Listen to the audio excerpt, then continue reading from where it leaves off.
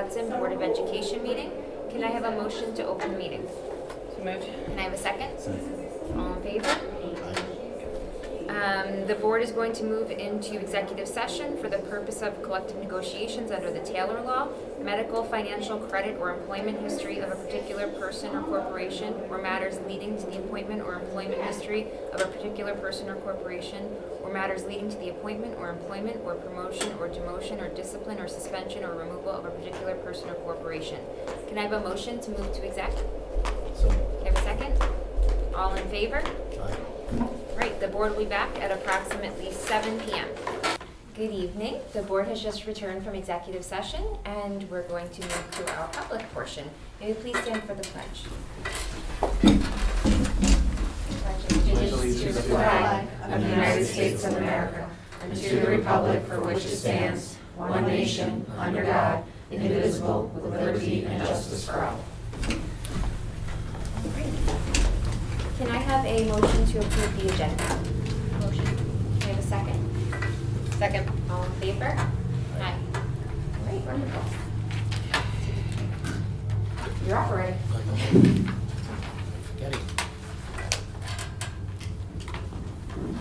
So this evening we have the pleasure of introducing the public to our Valedictorian and Salutatorian. I just want to say that I've had an opportunity over the last several weeks to spend some time chatting with them, to congratulate them, and sharing a dinner with them at a recent scholastic evening with Mr. Giovanini. I'm going to ask Mr. Giovanini to do the formal intro and introduce the group to the two of them to the board.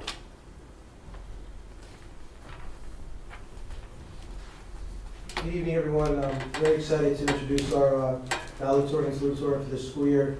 Like Dr. Laurel said, we had a nice dinner last week. Had a nice time. Two great students here.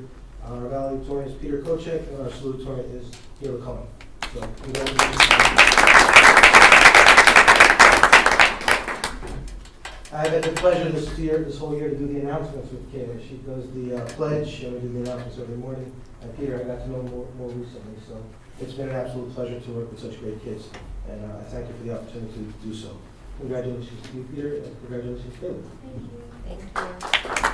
Do you want to say a word? Like where are you going to school? Or? I was going to say, just explain briefly What your what favorite you told Ken Hud me. moment What you want to was? be when you grow up? Yeah. Alright, so I'm Peter Kochek, and I went to Furnace Woods, and I'd say my favorite Hen Hud moment was probably FBLA States was pretty good. I really like that. I'll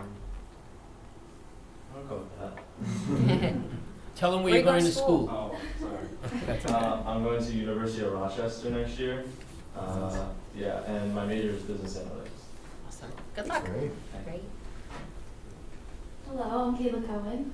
I'm going to UC Davis and I'm studying animal science, and that kind of ties into my favorite moment of Hen Hud. I was in the science research program, and within that I was able to compete and meet with a mentor, and I was able to study canine cognition, and that really developed my passion, and I'm going to pursue that.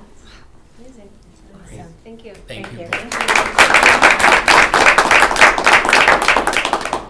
Thank you both for being here, and Mr. Giovanazzi, thank you. All right. So the first part of the meeting is the audience comments on agenda and non-agenda items. Carmen, who's our first speaker tonight? Our first speaker is Deb Plunkett. Awesome. Just so you know, there's 3 minutes. There's a clock up on the screen so that you know how much time is left. I'm going to read really fast. All right, go for it. Let it rip. Good evening. I would like to take a few minutes to speak about the social emotional wellness of our student athletes. Just a little background information. I was a teacher for 25 years in PS 110, District 9 in the Bronx. For those of you that may know the Bronx, my school is located on Petroleum Park South, 167th Street, far cry from Albany Post Road. I wouldn't trade my experiences of time teaching in a high-need area for anything in the world. We were meeting the social emotional needs of our students long before our name was given to it. This leads me to the concerns I would like to address. On May 15th, I had a meeting with Dr. Phyllis Amoria and Mr. Tom Baker regarding how we are meeting the social emotional needs of our student athletes. During this meeting, I brought up concerns regarding the training of our coaches in social emotional wellness. Yes, coaches that are teachers may be well versed in this area thanks to the COVID pandemic. During that time, teachers were made aware of the importance of open lines of communication with students, what to look for students who were struggling, and how to help them meet their needs. However, I don't know if you're aware, 1/3 of our coaches are not teachers and have never been trained in that. So let me be clear what I mean. We need to teach our coaches what social emotional wellness is and how to implement it on and off the field. There's no formal training in Hen HUD for this. I don't know if other districts do it, and honestly, I don't care if they do. That's not an excuse not to. I'm sure there are teachers right in-house, guidance counselors, social workers in the district, well-versed, that can turnkey some of the training to our coaches. We all want to win games. It's one of the reasons we play sports. I'm not saying that we need to put that on the back burner. I'm not saying that we need to revamp our whole athletic philosophy. What I'm saying is we need to communicate with our athletes in a way that makes them feel seen and heard. We're not doing it. Our coaches are not being trained. I know we're a district in transition, and I know you as board members have a lot on your plates. It's a big ask, but I'm asking it anyway. And I'm asking it on behalf of our athletes. Please look into putting some sort of formal, accountable, social-emotional, professional development in place for our coaches. Remember the number, 1/3. Our children would be better because of it. And let me close on this. Suicide is the 3rd leading cause of death among U.S. adolescents between the ages of 15 to 24. We don't want any of our athletes to fall in that. Please look into why our coaches don't go through some sort of social wellness training. Thanks for your time. Thank you. Our next speaker is Christine Teagan.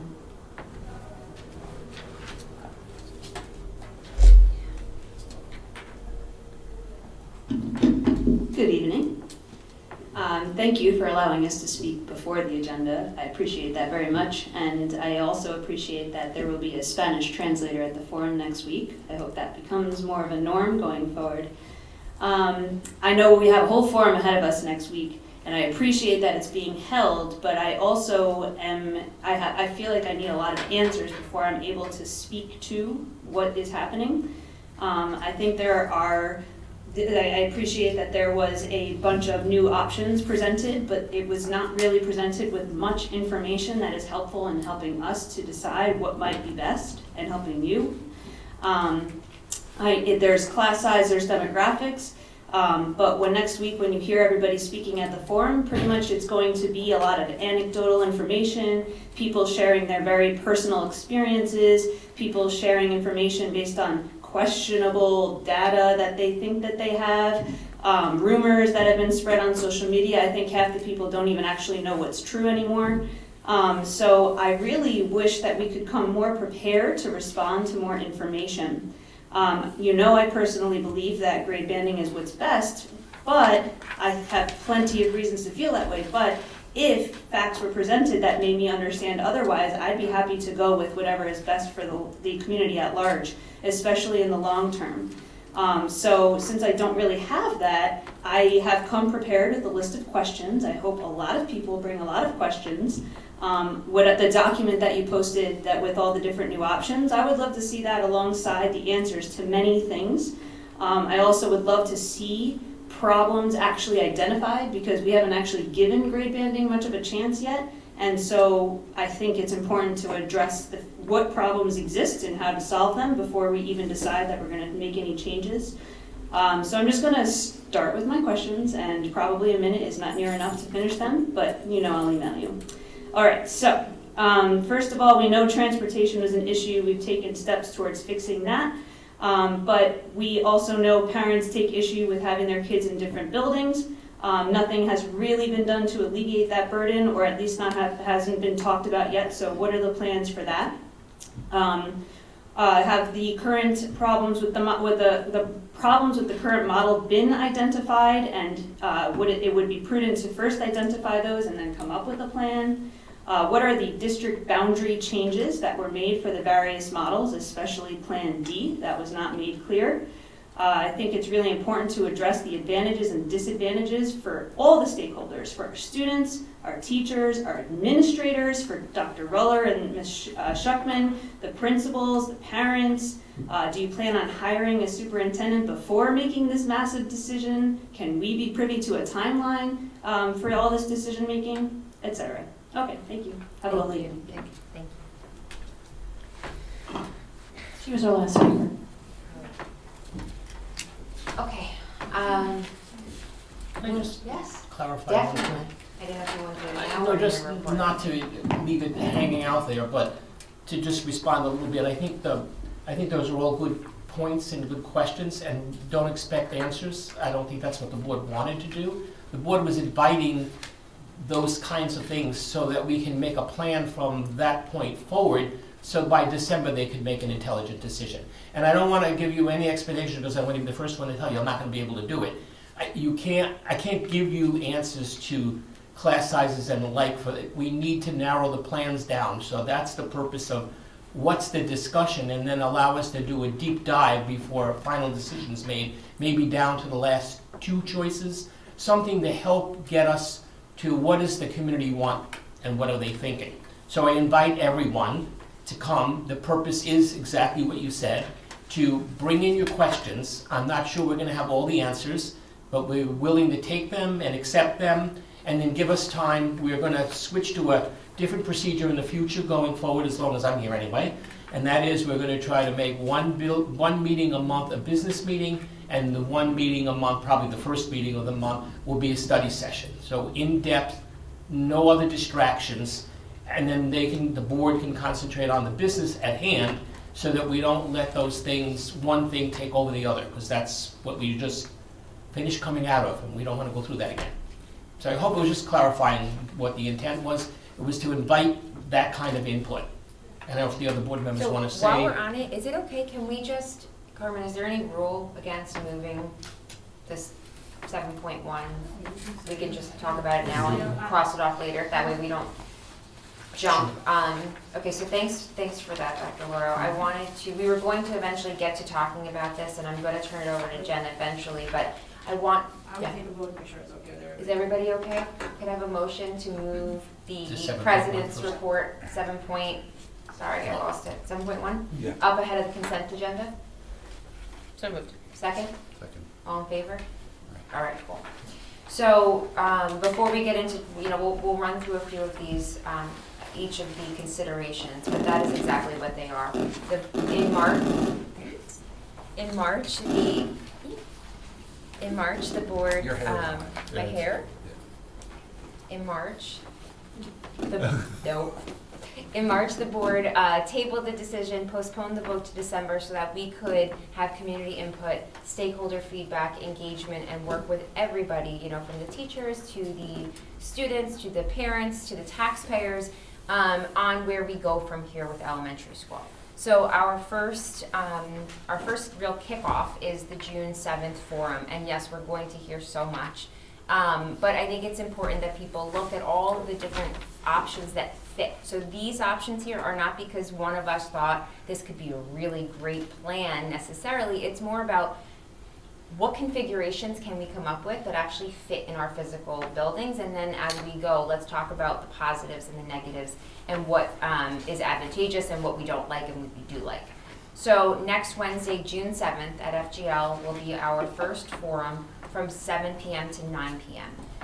Soon thereafter, we will be announcing smaller group sessions so that we can actually have more intimate conversations, and people who don't want to get up and talk at a forum or they just want to have another conversation can attend those as well. We're actually going to probably make one of them solely Spanish speaking for our families that prefer to speak in Spanish, so that will be available as well. And I think we've already created, the district landing page for this topic. Yes, it's good. No, isn't there a QR code to it? I thought we had a QR code set up. Wasn't Karen doing that? No? Not yet? It takes you. It will take you somewhere. All It right. has something. Well, the goal is to end up on a landing page where you can find all of these all the updates that are around this topic. An easy place to go so that you can find the information on what's to come and how you can get involved. As always, you can email the board, which is boe@henhoodschools.org, on this topic, and we're reading everything that comes in. So with that, I'm going to have Jen just run through the various configurations that are on our new document from this evening. Sure. So, we sat down and we had looked at 5 different options that we'd like to take the community through. A few are plans that we've either have or have already spoken about, and there are also 2 new plans that we'd like to present to the community for feedback. So Plan A is the current model. It's 2-year grade banding of between pre-K through 1 at one school, BV. And the BV has 2 grades, and then Furnace Woods has 2 grades. And in here it gives you the enrollment, the current enrollment for each school, for each grade, as well as the diversity between each building and the economically disadvantaged students as well. And we talk about classroom sizes and also other classroom needs. So 2 pre-K buildings between Furnace Woods and 135 building. This was currently what we spoke about last, which was Plan B. Again, this is the same, currently we were looking at this as the same lines that were previously presented to the community. We have 2 K through 2 buildings, and then 1 3 through 5 building.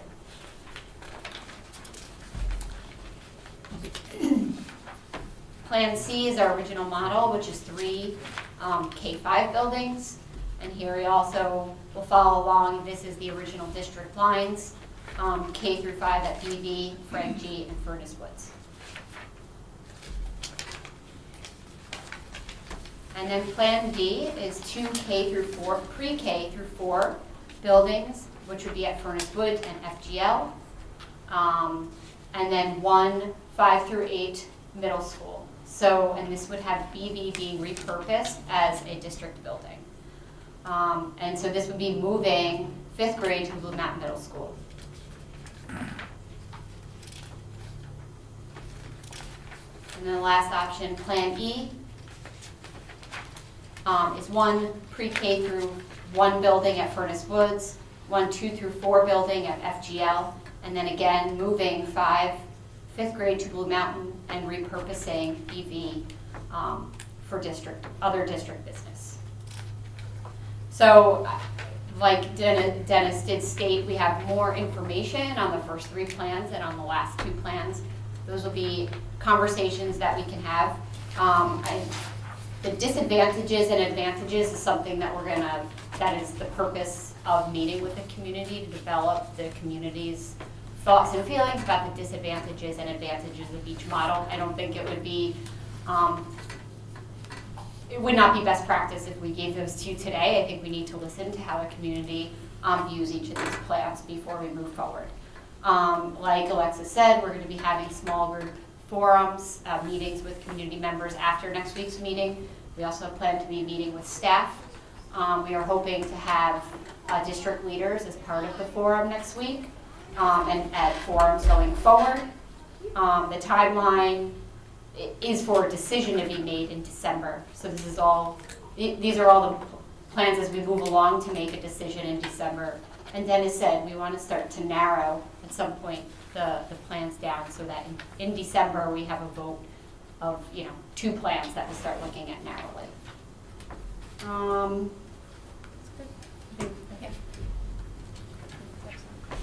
And we're also going to just add and throw in things that the community asks for. So, if we have a survey I'm sure will go out, but let's just say we have a meeting and the community wants us to survey the whole community, all of the taxpayers, right? Which we will do anyway, using it as an example. We may just then announce, hey, this is what we're adding. It's going to be coming. Look out for it. Remember, please fill this out. I think that would be helpful you mentioned a timeline. If the community could see everything that we do have planned and dates, that whether it's a date to be determined or a date that's in concrete, that way they can see all the efforts that we've made so far, so that they can maybe help see the, point out to maybe the blind spots that we haven't thought of. Yeah. And then publish that to the community, so we all know where we're going. Absolutely. Understand? Yep. All right, wonderful. Okay, so now we're moving on. Anybody have any questions, anything to add?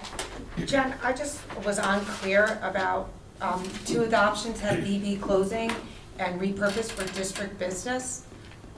What district business would you foresee? 4C. I think there's a few things. I think at Blue Mountain, right now, there's some special ed, some space used for special ed, so we would have to probably relocate those personnel to somewhere else in order to make room for 5th grade. We talked about, we would like to still keep to use the gym open space. We could use it as part of strategic plan. We talked about different opportunities for real life skills.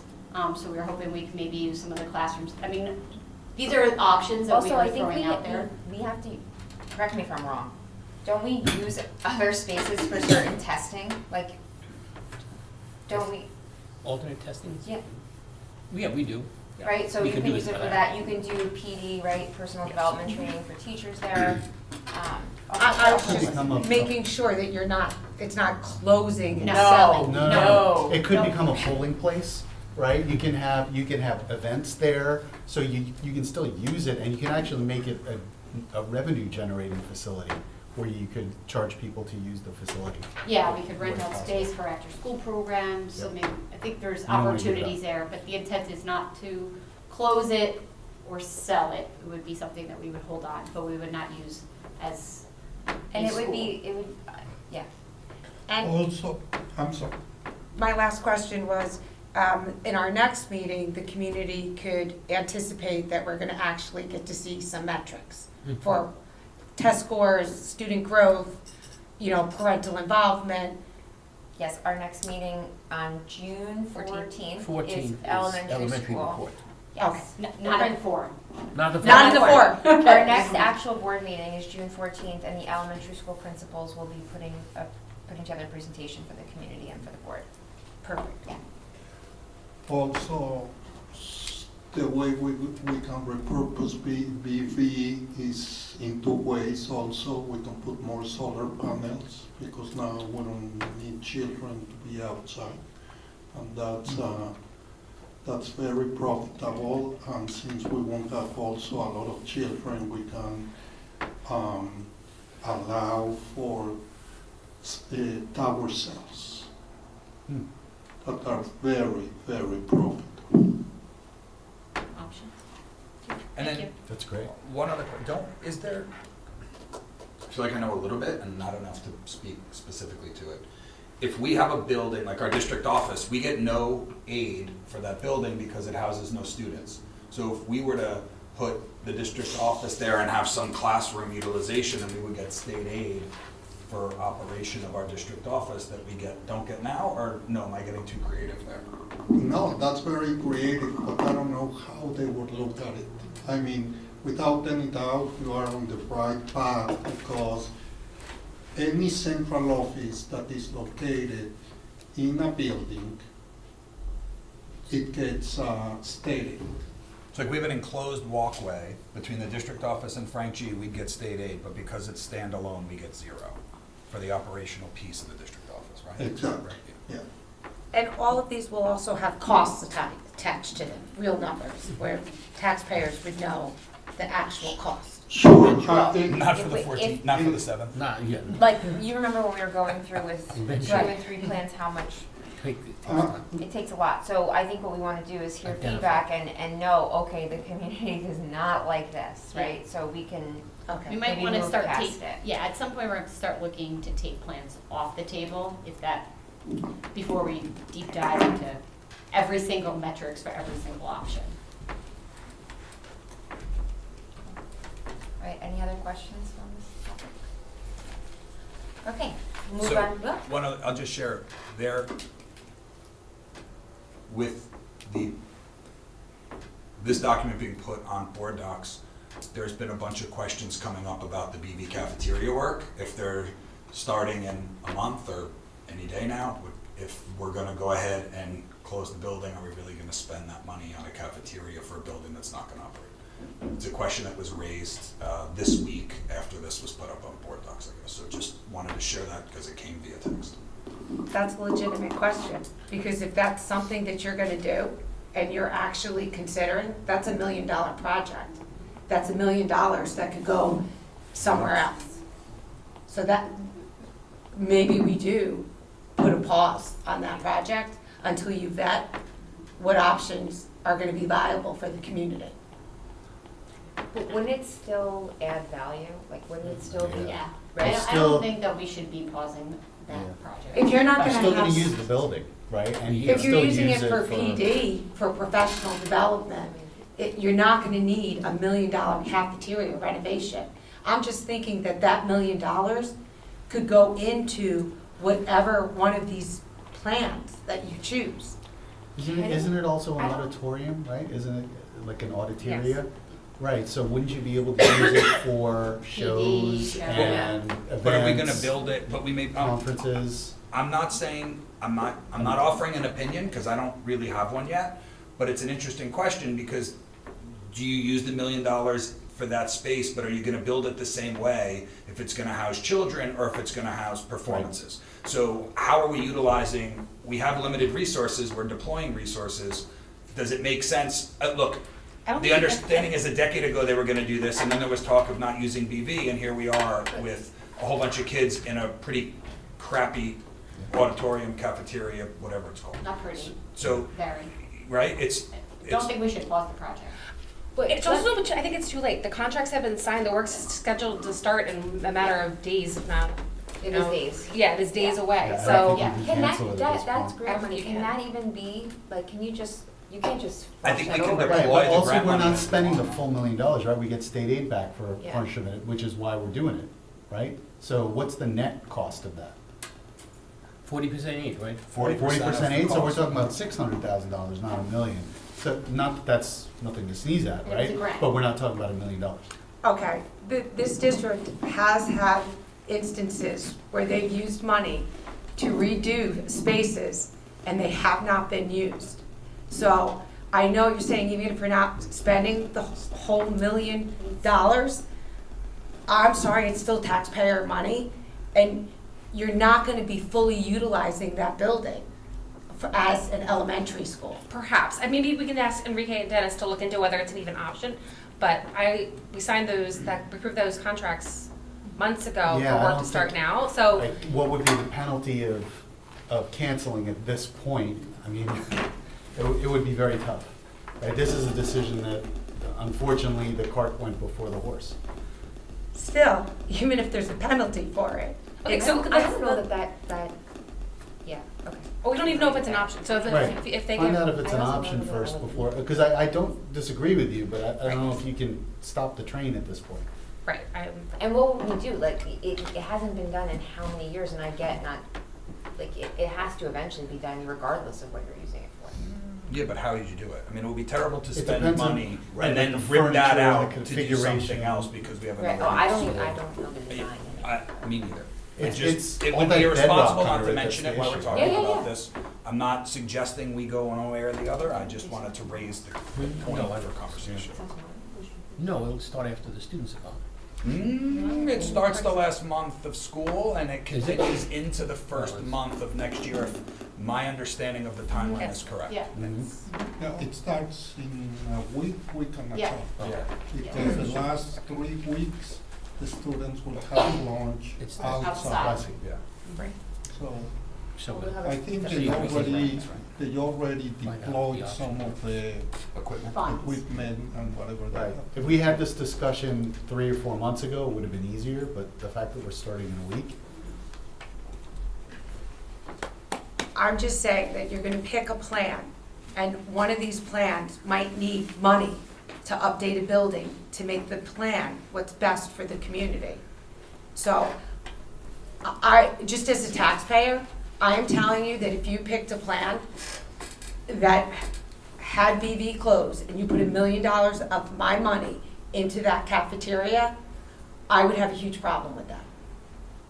Okay. I'm just saying, I mean, you have to think from a taxpayer's standpoint. I mean, that's your perspective of one taxpayer, so I guess we'll hear from the community next week. That's what this is about, so and- we'll hear from them. Well, Wasn't BB this done- is not about the BB cafeteria, though. That's why I brought it up. But Yeah. I'm sure we will But it was now hear done- from the community. It was partially done for safety reasons, correct? The- The BB cafeteria, is it a safety issue? Is it just It's a- cosmetic? There's a statute. It's Is it just functionality. functional? Have you been there? dysfunctional. Yeah, I have, and it was terrible. I mean, I hate to say it, but it was not, it's not a great space for a cafeteria and auditorium. For But, elementary kids. It's If similar it's to the re- Furnace Woods But it- cafeteria. yes, but if it's rebuilt in a way that it could be reconfigured more easily, then, maybe it's just adjusting how we build it out, because I understand it's all about bedrock, right? There's a big bedrock issue, there's a lot of demolition that needs to go on, but if they create a space that's easier to reconfigure, then if there is a change in model, maybe that's a way that you spent the money better.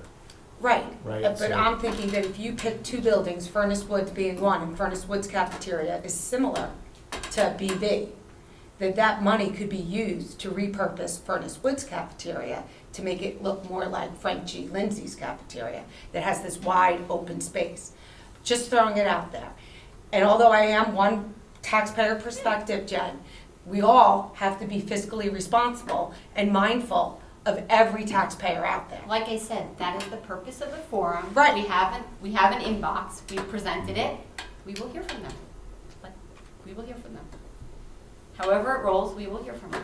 And I think it's And fair to Dennis ask, yeah, and let us know what the and options Enrique are. can take whether- a look at the contract and see if it's even possible. Yeah. We may end up losing more money I mean, we're doing also, that, but we'll, and if the design of this is like, an improvement for any use. right, it's not so focused on children, right? It has to be done. That's You my don't point. if your house, if you have a room that's decrepit and falling apart, you don't just leave it because you're like, I'm not really gonna use that room anymore. Or I'm gonna sell my house. Right. Right, I'm Use it gonna as sell my storage house, maybe I room. should I think fix so up long as this it's not room. geared to second and third graders, right? Mm-hmm. And that it's I think we Or have to have maybe a being conversation. prudent and mindful Yes. that you said we weren't spending the whole million, that maybe we should be spending even less. Correct. So it's updated, but we But Make still maybe it we have don't buy money the left. configurable. furniture, maybe we Functional don't and do, yeah. configurable, right? Right. So make it so that you Let's can look build into something. more specifically into the exact plans, because I don't think we've ever gotten into those weeds. And then we can update the board and the community. Cool. Perfect. All right, yeah, Sorry. that's okay. We might be in the same place in 3 months with the APC. So probably it might be a good time for you to ABC. APC. An To discuss. EPC, Oh, EPC. EPC, oh. Energy Performance Contract. Oh. Okay. We are in the midst of signing a contract. Yeah, but that's still That's saving aidable. us money for a building that we're gonna It'll use. cost You're that. saying about the functionality of the building? No, what I'm saying is, if we decide to close it, then you don't have enough savings, because if everything is light and you are only using Oh, 2 rooms, Right. you are putting new lights to the whole building. You don't Gotcha. see the savings. Mm. Okay. Impact that contract. okay. But what kind of timeline are we talking about with the BV closing options? I don't think we're talking about in a year or 2 years. Is it? Is it right away? that I you mean, close it's not BV? gonna be this week or this month, The idea would be. but I mean, it could implementation. easily be for September of the following, of 24, I would Yeah, guess. I mean, that's the goal. The goal of December of 23 was to be able to like stop this conversation from continuing for, Unless there was a reason we had to Yeah, wait yeah, based of on course. enrollment. Yeah. Or for, enrollment. But these Or these upgrades. plans fit, So 2 years, 2 years of using the building. no, one. Is One. 1 year? potentially, I mean, listen, first of all, Potentially. there's 5 plans on the table, 2 of them talk about that building not being utilized, right? So it's, it could be a moot point, because the community can Correct. come out and say Go that that's jump not in the lake. even something An that option they. that they, that's what I think. I'm just saying, I think We need to- optically it looks terrible for us as a board to just not discuss the idea of deploying $1 million or whatever the number is, regardless of aid, and then also at the same time talk about closing that building down. And frankly, I wasn't smart enough to think about it all by myself. It was brought as a concern, so I'm just raising it so that we're all mindful of some of the chatter. It's a very valid concern. You know, it should have been brought up, 4 months ago, right? That's the issue. Well, 4 months ago, we were 4 months here. ago, we didn't put a plan in front of Wasn't here anyone. 4 months ago. I understand, It but, should have you been know, done with 10 the years contract- ago. Correct. That's That's really the problem. Yeah, Okay, then we wouldn't be having this discussion. That's correct. yeah. All right, perfect. Moving on to the consent agenda. Does anyone have anything to pull from the consent agenda? No. No? Can I have a motion to approve the consent agenda? Have a second? Second. All in favor? Aye. We do have 2 donations this evening. The first one being the Office of Special Education has received donations in the amount of $150 to be utilized to pay for partial summer camp funding for students with significant handicapping conditions. And that's from the Barbara Katzenstein Scholarship Fund. And the second donation, the district has received a donation in the amount of $6,238.72 from the Hendrick Hudson Elementary PTA for a Gaga ball pit for the Furnace Woods Elementary School. That's super cool. Can I have a motion to approve the donations? So moved. Can I have a second? All in favor? Okay, we're cruising. So can we just say what a Gaga ball pit is? Because I asked, but not everyone knows. How do you, It's like a big wooden hexagon, and you, and the kids will play in it. Like giant balls, right? Not like No, the little. big No. balls, Like the Foursquare ball. Gaga Big foam is balls, almost like yeah. box ball, I think. you have Isn't to it? hit it, right, into like It's like certain a 4-square spots? ball, and it's like kind of like a tag, Oh. dodgeball in a pen kind I'll of thing. Google it. Okay. Okay, superintendent's report? Sure, we're ready to have some technology conversations this evening. Let me, just by way of introduction, what has come up a number of times in speaking with Benita, our Director of Technology, and our conversations around technology in general, there were a number of, I don't want to take the thunder away from her presentation, but I want you to understand something. There are a number of things that come up that affect the district, affect the students, affect anyone using our technology. And so I thought it would be good to have this conversation now as we move forward and start a new school year where there will be a couple of other things that will be needed to be done. So this is one of several, it's sort of the introductory piece to what may follow over the months to come. So with that, I'm going to ask Benita to give the presentation. All right, thank you so much. So thank you for allowing me to come up. I think it's the second time this year. So I'm concentrating more on just some of the technology updates we've done. Kind of gave a very high level at the board meeting when we did the budget presentation. But I'm going to go a little bit more in depth. The 4 areas that I'm going to concentrate on is some of the highlights, compliance issues, not issues, but compliance things we're working on, computer science standards that the New York State has adopted, and some things to look forward to. So, starting with highlights, I always start with the help desk tickets. I know sometimes it's just numbers. I put up a 4-year look of the help desk queue, and you can see that in 22-23 you see 2 more queues being added, like printer support and student support. So we started our student program at the high school, which is working really good. I wish Peter was here. He's one of our student health workers in the student help desk program. That's housed as captain's quarters, ran by Christina Field and Lauren Price through the Sailor program, which is working out really great. You can see that 80 help desk tickets since December was closed by our student help desk workers.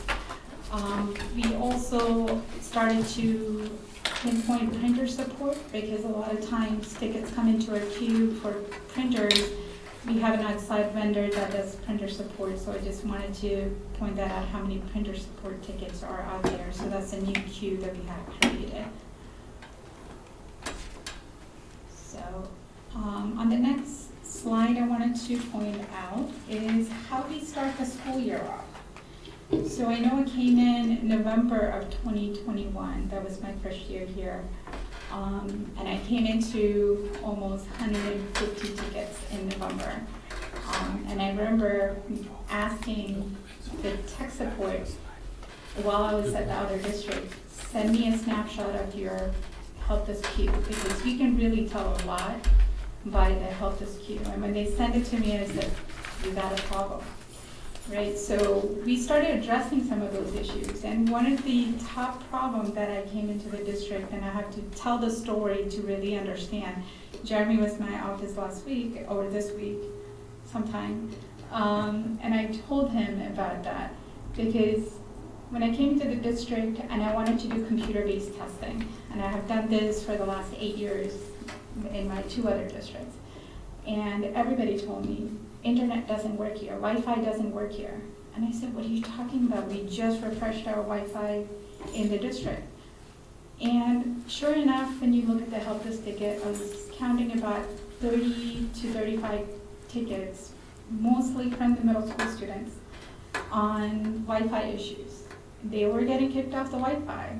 And I told the principal, Anicia, and at the time John Owens, send me out every time somebody gets kicked off. I want you to fill out this form that basically says who's the student, male, female, which grade level, so I can start to create a pattern what's going on. And we did. It was mostly our 6th grade boys. Then I said, we need to figure out what are they doing to get kicked off, right? So we started going into our firewall and said, okay, before we fix the problem, we don't have to fix the problem as IT support.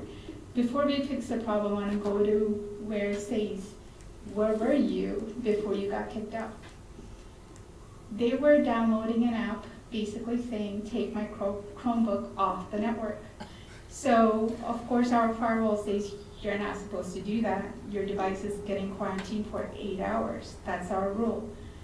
So immediately I realized the kids are doing something that they're not supposed to, but also we're not following Ed Law 2D, which basically says you're not allowed to have students go on apps that are not supported and known by the district. So they were able to go to Chrome Web Store, download any apps you want. So immediately we were able to bring that help desk queue down to like 35 tickets a day. So that is kind of what I'm trying to show here. That's just one example of some of the things that we do.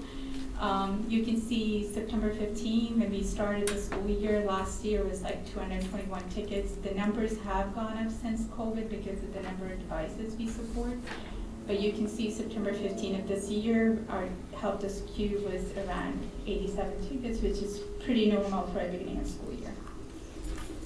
So the next slide, I wanted to talk about some of the optimization that we've done to our workflow. Everything goes through the help desk now. So you see the help desk count being high because of the number of tickets. Everything goes through the help desk queue right now. So, for example, I had 6 people who left in 1 year from EduTech. That affects when somebody emails them directly, letting them know, hey, I need to work on these 5 different things. When they leave, we know nothing about that. So that happened quite a bit when people were leaving. They were getting emails directly to their email saying to fix things. It was never going to the help desk ticket. So now everything goes through the help desk ticket. We created the printer queue, the student help desk queue, any preventive maintenance, network alerts, room alerts in our closets.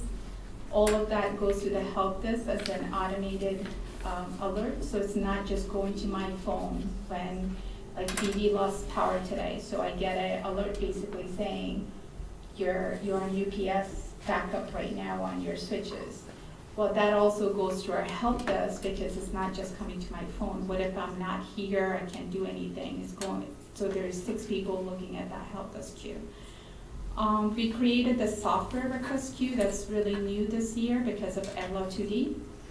Because we have students, again, New York State EDLA 2D basically saying any student PII information that resides in a district system, we need to go through the vendor, get them signed up on our data privacy and security and the third-party contract, even if it is a free system. So we created a software request, not just a, I just want to follow along, and I'm not good with acronyms. PII. personally identifiable information, I'm Thank you. sorry. No, that's okay, thank you. So, so anything that comes through that teachers, a lot of times teachers go to a workshop and really see a great thing, and especially during COVID, a lot of things were free. Vendors were giving out all kinds of free membership.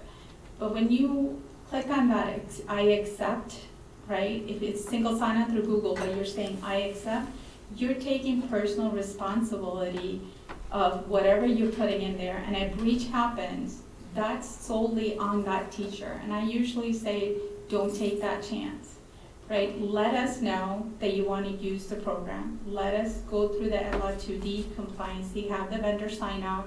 And in a lot of cases, they don't want to sign off, and I go through a legal to review what they're sending me because I'm not a legal person. So they look at that, and then we come back and let the teacher who requested that software to say, okay, you can now use it, and we open it up in our system. We done a lot of automation this year. Most or all of our systems go through ClassLink. There's a screenshot of that later. So everything is rostered, single sign-on through ClassLink. If we did have a breach that happened on passwords, we can immediately change our network password. That changes to all the other systems as well. We are right now finished as of March, the student account. When a student comes into the district, we get audited all the time. Auditors tape when we have an account for a student that left or a staff that left. We always get written up for that. So when a student comes into the district now, when they're done the registration, it automatically creates an account for them. When they leave, they also get deactivated. Same thing, right now we're working on staff accounts, we're not there yet. Future improvements, we are working on a new website, as Strategic Plan 3 calls for it. We usually we have an outside web developer that takes care of any content management updates and things like that. People email directly to that person, and sometimes I get emails saying I don't have access to that site anymore. And when I follow up, I say, okay, when did this change happen? There's no documentation to say who requested the change or how that change happened. So we're gonna do the same thing we've done with Printer Queue. We'll do a website queue where you can submit tickets, and then we can route it. I can approve it of a change, and then route it to the person that needs to do the work. Also, a dashboard is something that we are on a demo of a dashboard of all the things that I've been through as state auditor before. My previous district, we went through a year of state auditing on technology, and I would not wish that on anybody. And when we did get audited, I learned a lot. What are they looking for? What are the kind of things that flags them for different things? So we have that questionnaire, and EduTech has that questionnaire now, and they do have a developer who's working on some of those high-level things that we can see it on the dashboard all the time. So when I open up the dashboard, it will always give me a flag. Oh, you have too many deactive staff in your system, for example. You have to go and correct that. So that dashboard is something that we're working on as well. And the next slide, I just wanted to say, other than just doing all these things, we had some fun. So we had STEAM Career Day at Furnace Woods, which was a huge success. Kids really loved it. I have a couple of minutes of video, if you guys don't mind watching it, for the STEAM Innovation Day on a Saturday. Some of you did attend that.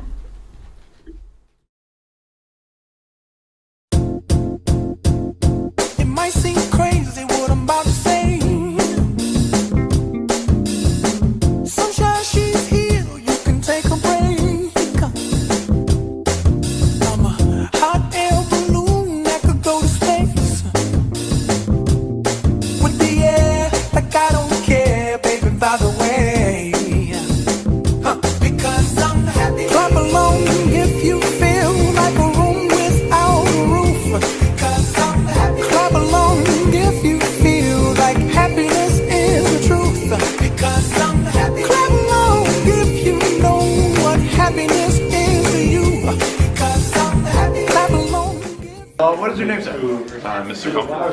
Mr. Comfort. Why did you come to St. David's? I came to promote some of the science courses at high school and to talk to parents and community members about opportunities we have like science research and Project Lead the Way. Well, I should probably warn you.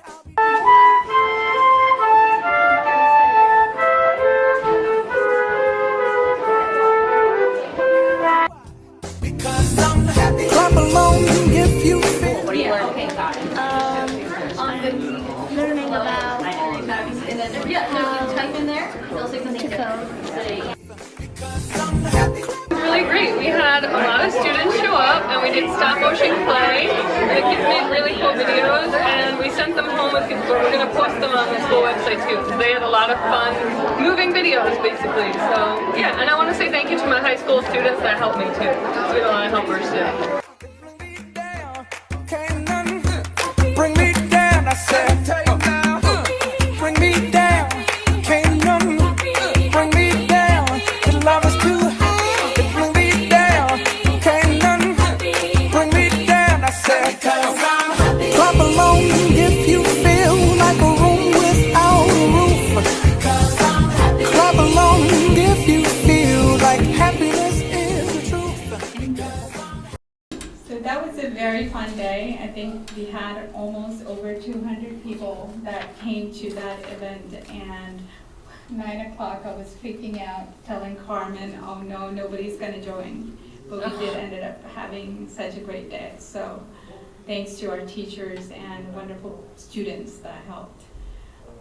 We also did Live from Model Schools. Model Schools is a program that we started joining last year, which basically represents all the Lower Hudson Regional Information Center, that region. And Paul and Logan was nice enough to, because I saw what they did in their classroom and I said, you guys have to tell the world what you guys do here. So we got Leslie from the RIC and Kelly who hosted that event for us, and it is live on Model Schools. And from that event they got picked to present at the Lyric Edith Macy's Conference Center Tech Expo last May 23rd.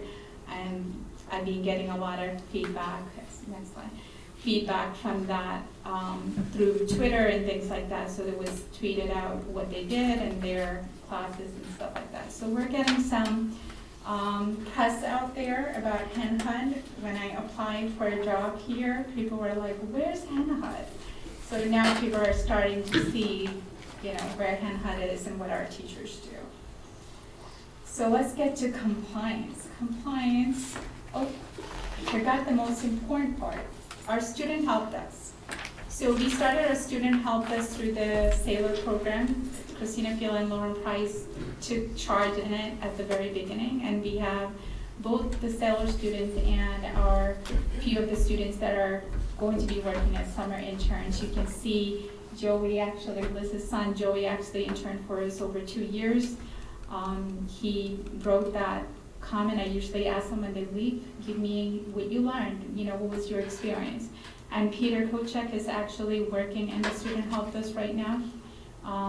He gets community service hours for working in the student help desk, and then we recruit them during the summer, so for summer internship positions. So I just finished interviewing few wonderful students. I'm blown away by their resume. I keep telling my son, what is going on with you? His resumes are amazing. So Peter is one of them, so he did give us, we're gonna put together a story for our website that Karen is working on it with me.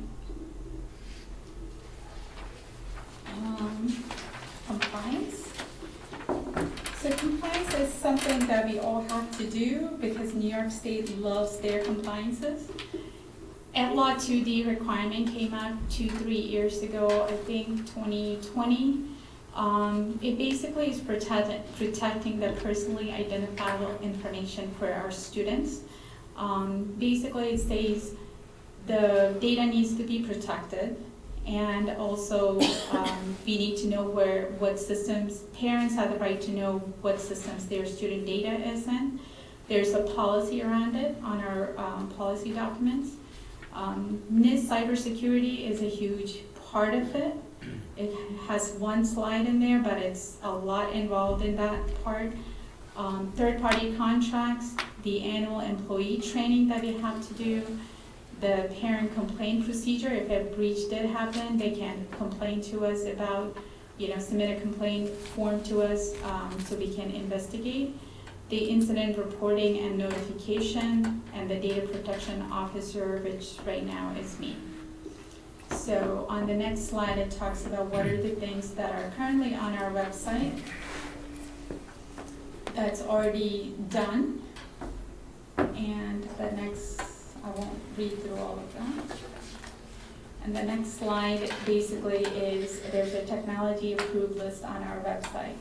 One of the things that I have done is I created categories so we can say if it goes through BOCES, they kind of paid for that. When we sign a contract with them, they take on that LLA 2D contracts for the district, all the districts who are participating in that. The ones that filter for district is district direct paid through the vendor, and there's a lot of free systems too. So where you see that PDF is the contract that we get signed by the vendor on a yearly basis. And these are some of this is just Furnace Woods School. I just grabbed a screenshot from one of the teachers. These are all the systems that we use. You can see Keyboarding Without Tears just got launched last week. That's also on there. So all the systems that we have single sign-on for the teachers and the students, and also rostered through the system. The next slide is the NIST framework. So if the National Institute of Standards and Technology have their the framework around what are the things that we have to do. Each one of those areas, how do you identify, how do you protect your network, your data, how do you detect something that's going wrong, how do you respond to it, and how do you recover from it. So on the next slide, I put together just one slide of all the things that we have. Anything that you see in black lettering, is kind of hard to see the blue, but the black lettering is what we are already doing at this point in each one of those areas. And there's a few things that are identified there that we will be looking at for next school year to start adopting. Because one of the budget things that I said is to work on the NIST framework, so I just wanted to give you an update of what we have done so far.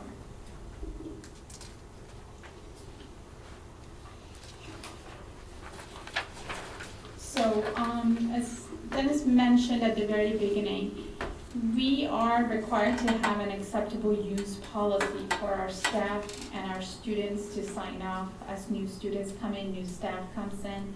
And the code of conduct is something that you have to sign up on a yearly basis for the parents of the students. Currently, we don't do that. I'm working on a procedure that over the summer, we'll have that sent out through email so parents can sign off on it. And we'll let them know if they don't sign up on all that information, they really can't have access to the computer network and systems in the district. So we'll put like a deadline, maybe the first week of school. If they haven't turned that in by that time, then those accesses would be revoked. So we want to get that information out as early as possible to parents and also to our staff to say you have to complete this information before we can give you access to our network. also a policy review in addition. I have looked at policies, and it's really small, but I've been looking at other school districts, what policies they have around technology. And we're lacking quite a bit of those policies, or the ones we have are very old. So you have the school year next to the ones at the bottom, right? Are our policies that are currently on our site, and you can see a lot of them are older, like 2005, that's pretty old for technology policies, right? 2017. So we do, the one that's most up to date is the policy 8635 around data privacy and security, because that came in 2020. So that's up to date. We only have like 4 other policies around technology. We don't have a filtering policy, we don't have an internet monitoring policy. Those are all things that we are required to have because of we get E-rate funding. In order to get E-rate funding, we need to have a filtering system, we need to have a rule around filtering. So I'm gonna work with Erica or other board members who are involved with policy to get, review some of the policies and also to adapt some policies and update some policies in the new year.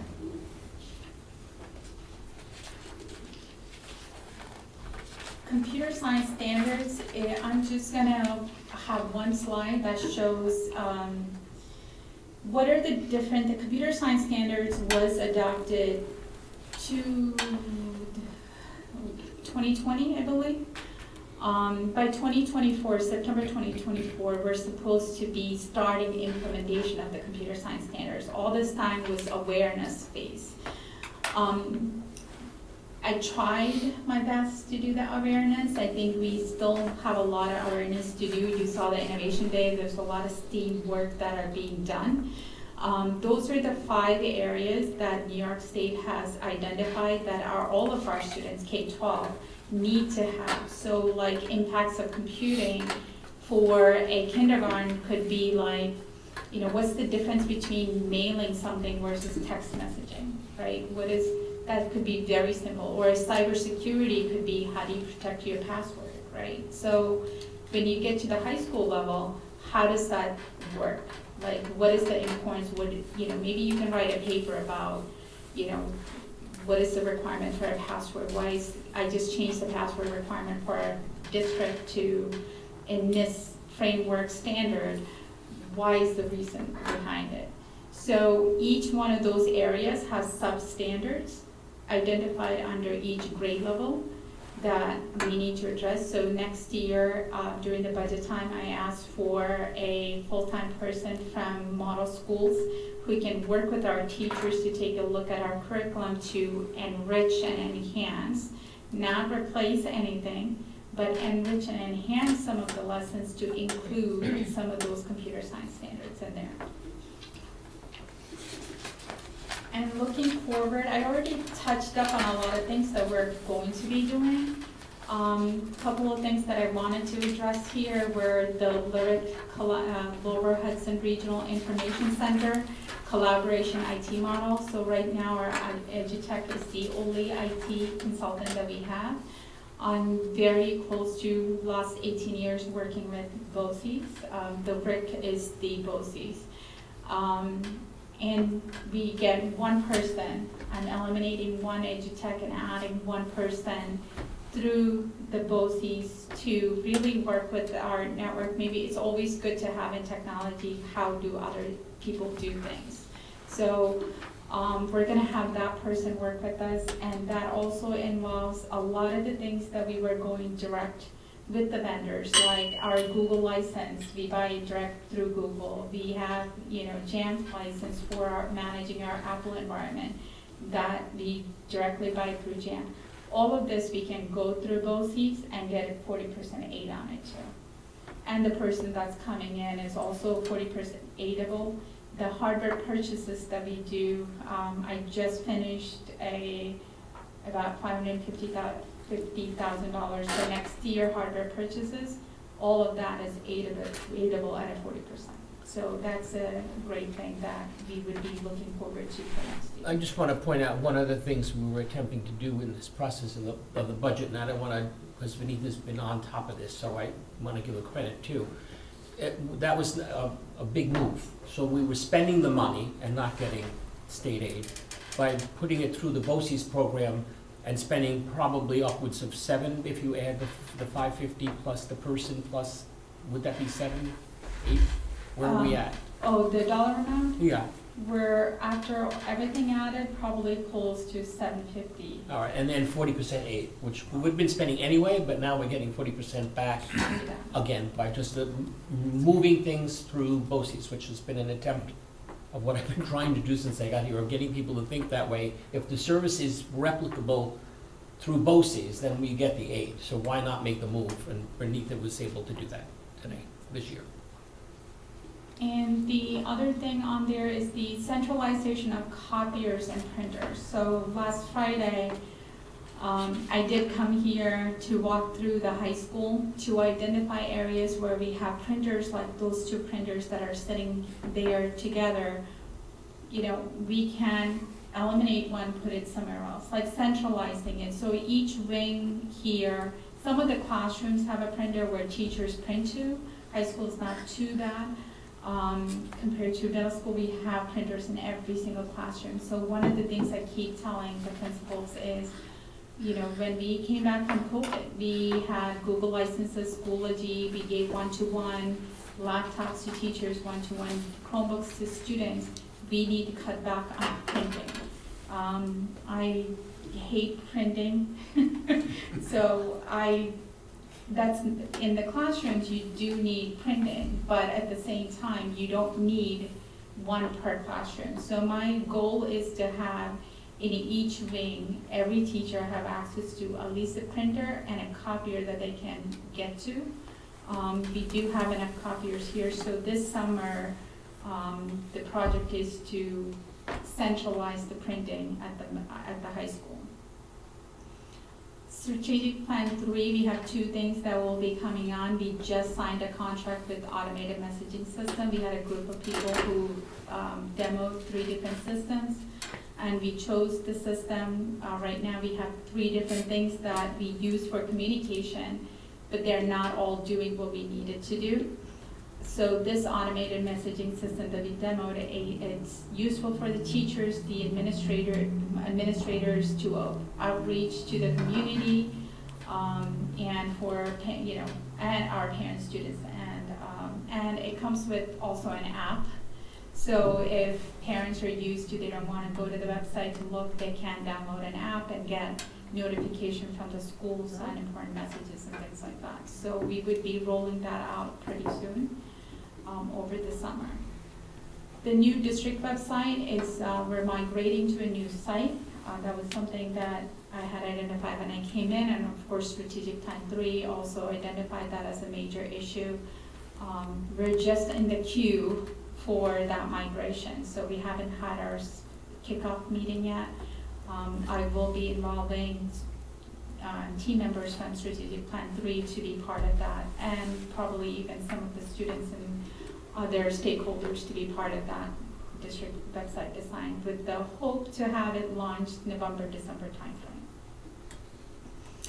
And I get asked every year for the technology replacement cycle, like 5-year cycle, what are we doing? So that's just a glimpse of just what we're doing with Chromebooks, but I have that for basically anything starting with last year spending. So you can see what is our spending rather than 1 year spending 400, 1 year spending 600.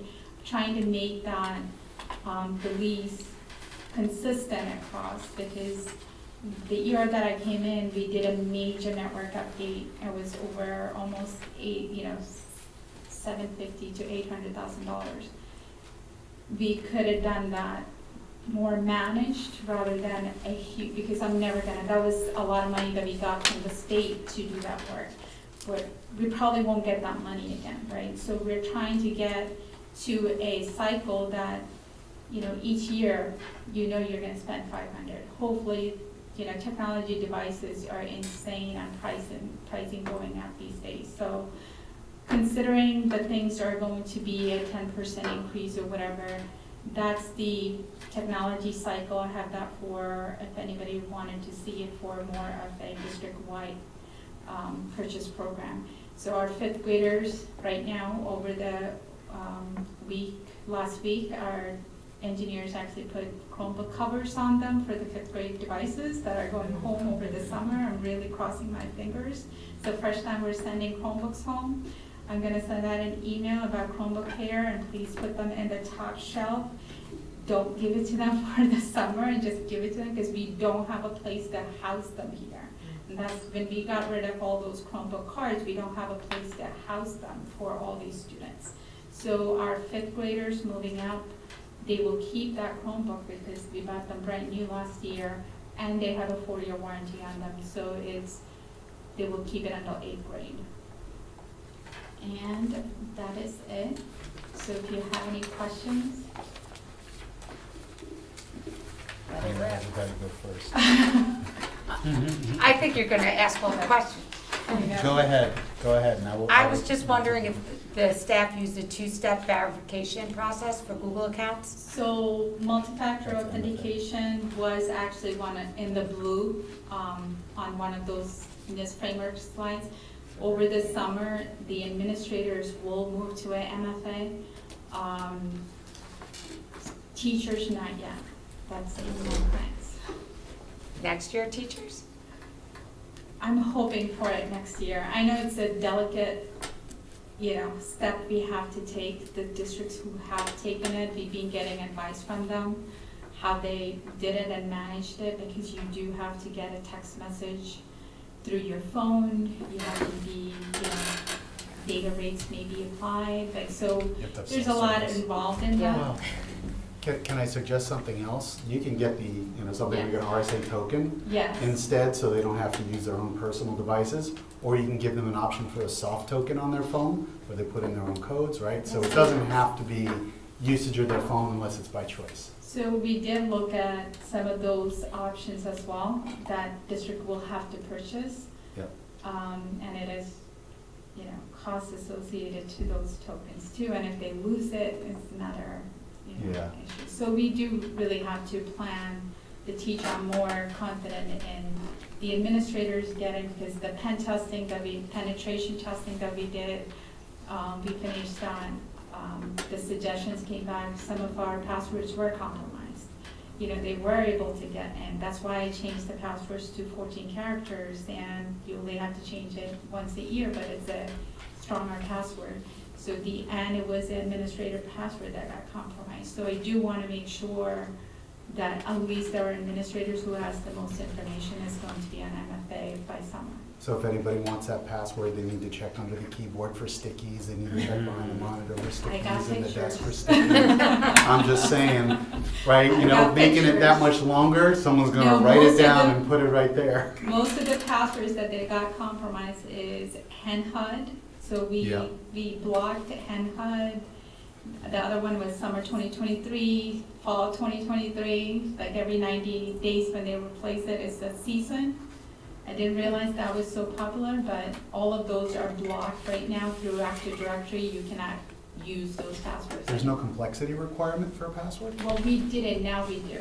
We do Okay. have the complexity requirement, and yes, teachers don't like that. Staff in general do not like the 14 characters, but the compromise was you don't have to change it every 90 days, it's 1 year now. But no special character requirement? Special character, yeah. Special characters, lowercase, Uppercase, numbers? lowercase, Okay. special character, yeah. 14 Great. characters, Does anybody else have any questions?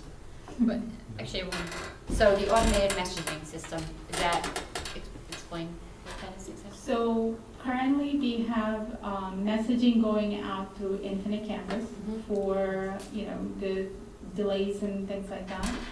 You can only reach our parents and students and staff, right? It's only who's in the system. Karen, our community outreach, we have something called Constant Contact through BOCES that outreach out to over 3,000 parents. We can't do that through Infinite Campus. Now we have 2 systems. The third one is eye contact for PTA uses. So that's 3 systems we use, And still, I know Lisa's here, Lisa has approached me before about guidance, being able to use Remind as a program, which is the two-way. So it's not just one way sending out the message, but also receiving the messages. So teachers use the messaging from the classroom for their roster, sending out messages, but you can't receive it. So the automated messaging system that I'm looking at, it basically answers all of that. We had a committee that was, a group that was demoing the 3 systems. So that takes care of all the groups, being able to use the system for whether you're a parent, student, or a community member, or a staff in the system, you can still use the system to reach them. And they does it come in multiple languages, or how is it? Yes, so it does come in multiple languages. I think, can't remember, it's 5 or 12, but I have it down. So you can translate in different languages, and you have the app. And they also have the two-way messaging for teachers, which we don't have right now. So they would be able to be just finished the integration through ClassLink for the system. So we're right now ready to start training people, because we have to cut out of the Infinite Canvas messaging system that was counting on that money to switch to this one. Gotcha. Okay. Thank you. Report board. Okay, so just a few things. First, thank you very much. This was absolutely great. We should do this more often, right? Twice a year, at least. I know you don't want to, but I love it. I think it's great for the community too. It's fantastic. We are very lucky to have you. I really think you do a great job. Thank you on the policies, because I've been asking for that for a long time too. We haven't really talked about it in policy because it just didn't come up. It was something I asked Joe about for years, so I'm glad this is coming up, that we're coming up on new tech policies. When it comes to quantum computing and AI and all the stuff that you talked about that the students need to learn, I just want to make sure that we're staying up to date, because even what we have up there is kind of behind the curve. So I'm really hoping that we can think about, when quantum computing becomes more of a reality, which is probably in the next year or two, security is going to be completely different, right? AI is going to be completely different, because quantum computing is just going to leapfrog everything. You talked a lot about the help desk tickets, and how do you correlate larger incidents based on help desk tickets? So for example, there's an attack on the system and it's starting to percolate as help desk tickets. So what do you do to correlate those help desk tickets into potential bigger incidents? Like, how do we have level 1, 2, 3 incidents? How does it work? So we do have levels in the system.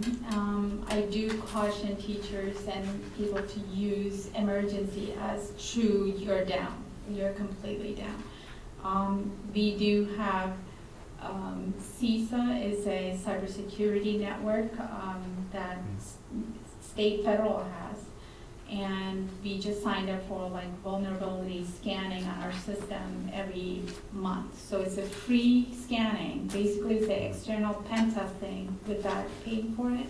It was just a long wait, but we just finally got them to, include us in that. So that comes into our help desk. That is, if there's a report from the CISA, I usually flag it as a high priority. Sometimes the report doesn't have anything. I still automatically comes in as a high priority on those network alerts. Over the weekend, sometimes we get those room alerts because one of the closets might be really hot, and because power went down somewhere, and the closets are getting hot. So I would contact Anthony, and I will say, Anthony, who's doing the checks on the system, you need to leave the closet doors open, to ventilate a little bit. So some of those closet tickets do come in high priority. We have DDoS through our both ISPs. This year we were lucky enough to get a redundant ISP now. So we just finished that work too. So if there's something that happens to our First Light, which is our predominant ISP, it can automatically fail over to the light path. So those already have DDoS like that, which is denial of Denial of service. distributed Okay, distributed denial of service. distributed denial of service, yeah. That's how it is. So, so we do have those, so when those comes in, it is coming in as a very high priority too. That's great. That's good to hear.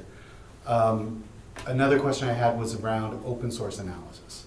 So do we have any applications in-house or even at third parties that use open source? Because if you remember the Log4j issue, right, it was all about open source.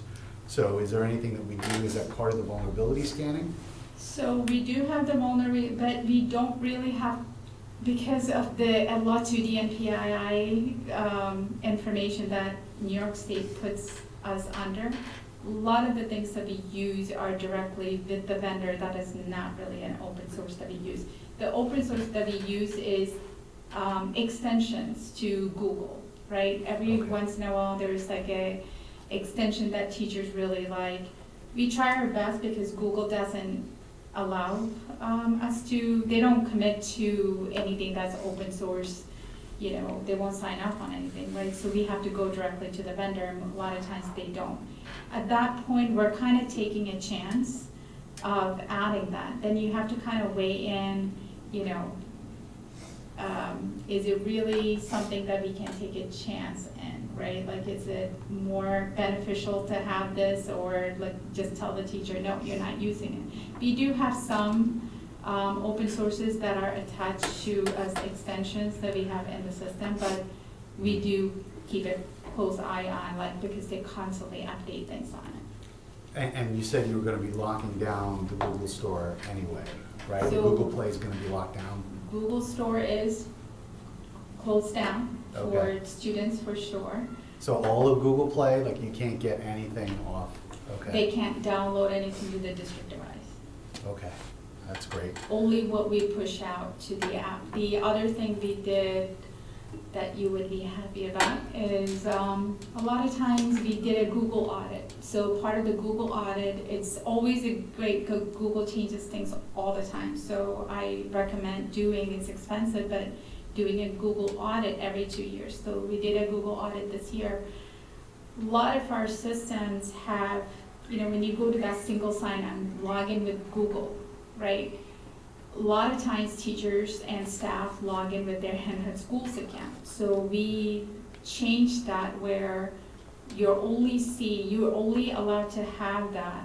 I know Enrique had a problem with submitting a document on Adobe because we locked down that specific Adobe extension, so he couldn't log in with his Google credentials to do it, and then we allowed it because Adobe's allowed and signed up on our Edla2D. So we had a few people who contacted us and say, hey, we used to use this. A couple of them, because they're currently using instructionally, we said, we're gonna open it up for this year, or we're closing it back up, so you have to find another solution for it. So that's also tied down right now. It's great that you're being practical about that too, because instead of just saying. I don't want Right. to over tie down things, but Right. also be flexible enough that teachers are able to teach and, Right. you know, carry on the instructions, so. That's great. So another question, you mentioned about ClassLink and that being single sign-on, so I assume it's some sort of AD, LDAP. So, yeah, so there's different versions for their single sign-on.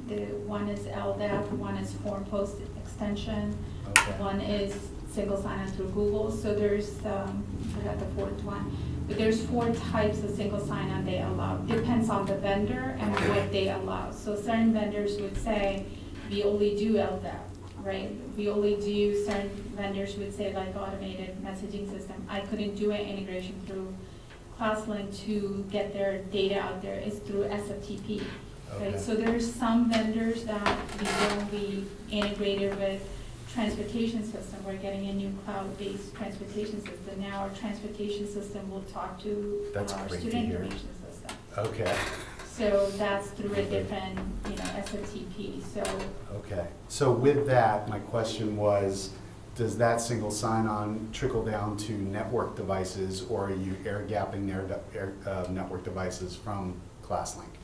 So most of our devices are all right, Chromebooks, right? This is a very Chrome predominant, but teachers do have laptops, but it's all web-based systems. But I mean network devices like, if you have Cisco routers, or if you Oh, have no. firewall, if you have, right? Yeah, so no network devices. SSO on any of those things. no. Okay, but do you use Radius or anything? Do you have separate sign-on? We do have a separate sign-on, and that's a big audit fail, so when they Okay. do the audit, we are supposed to change our passwords, and our password requirements are very different for admins, and it's different on each one. That's really my question, because Yeah. that seems to be the biggest security issue, right? If we're gonna go down, it's not gonna be because of a student or an education system, it's gonna be because the back end isn't secured properly. Yeah. So I wanna make sure that we're getting MFA, that we're getting Oh, maybe yeah. Radius, maybe something else, so that we're doing much better on the back end. All the admin passwords have been on MFA even before I was here, so that's Okay. one thing I didn't even do. I mean, mine is on MFA since I've been here, but all of our 8 admin accounts are all MFA, and it changes. So nobody's sharing passwords, and the password requirements are not just complexity, it's really needs to be random enough that nobody's able to guess it too. And in the event that somebody does something, are you able to terminate them off those devices? In other words, do we have a way to manage the administrators? Yes, so Okay. any time a password for an administrator changes, even like today, when it changes, No, I got it. all the administrators get an alert saying so-and-so changed their password. Yeah. So that alert is also coming to us. If somebody left, we can immediately get them off at the very highest level, and they're taken out of all the other network systems, yeah. Great. So I'm going to offer this up. So come July 1st, when I'm done with my term, I am a former IT auditor. I am more than happy to help you out. I could be like, your IRS guy that does your taxes for you, right? So I'm just putting that out there. One of the things I thought about is you talked about with the student internship. Why not offer them up A+ certification? If they're already doing help desk work, Yeah. get them A+ certification, start them off on an early career. So Right, we're if they not, really- we're not a Microsoft district, but we do have Microsoft licenses. When I worked at Carmel, our business department actually did A+ certification Okay. as a class. So that's definitely something on my mind, and actually Google is doing certifications now too. Great. So, Just something to get them some sort of professional credential for doing this, yeah, I think would be absolutely fantastic, and we should pay for that, yeah, right, if we can. yeah, those are expensive, but yes, definitely. Well, then, for how many students? 2, 3 So- students? They have to pass the Actually, test. Yeah, they gotta They pass have the to pass test. the test, yeah. Yep. So, yeah, we do, that number is And labor. growing, the number of kids who are interested, because the word is getting out. All I can get is 4 right now, for summer interns. They work Monday through Thursday to 4, and then give them Fridays off. So I have 4 who's gonna be working for me again this summer. Great. Plus the sailor students who would be working for me for free. All right.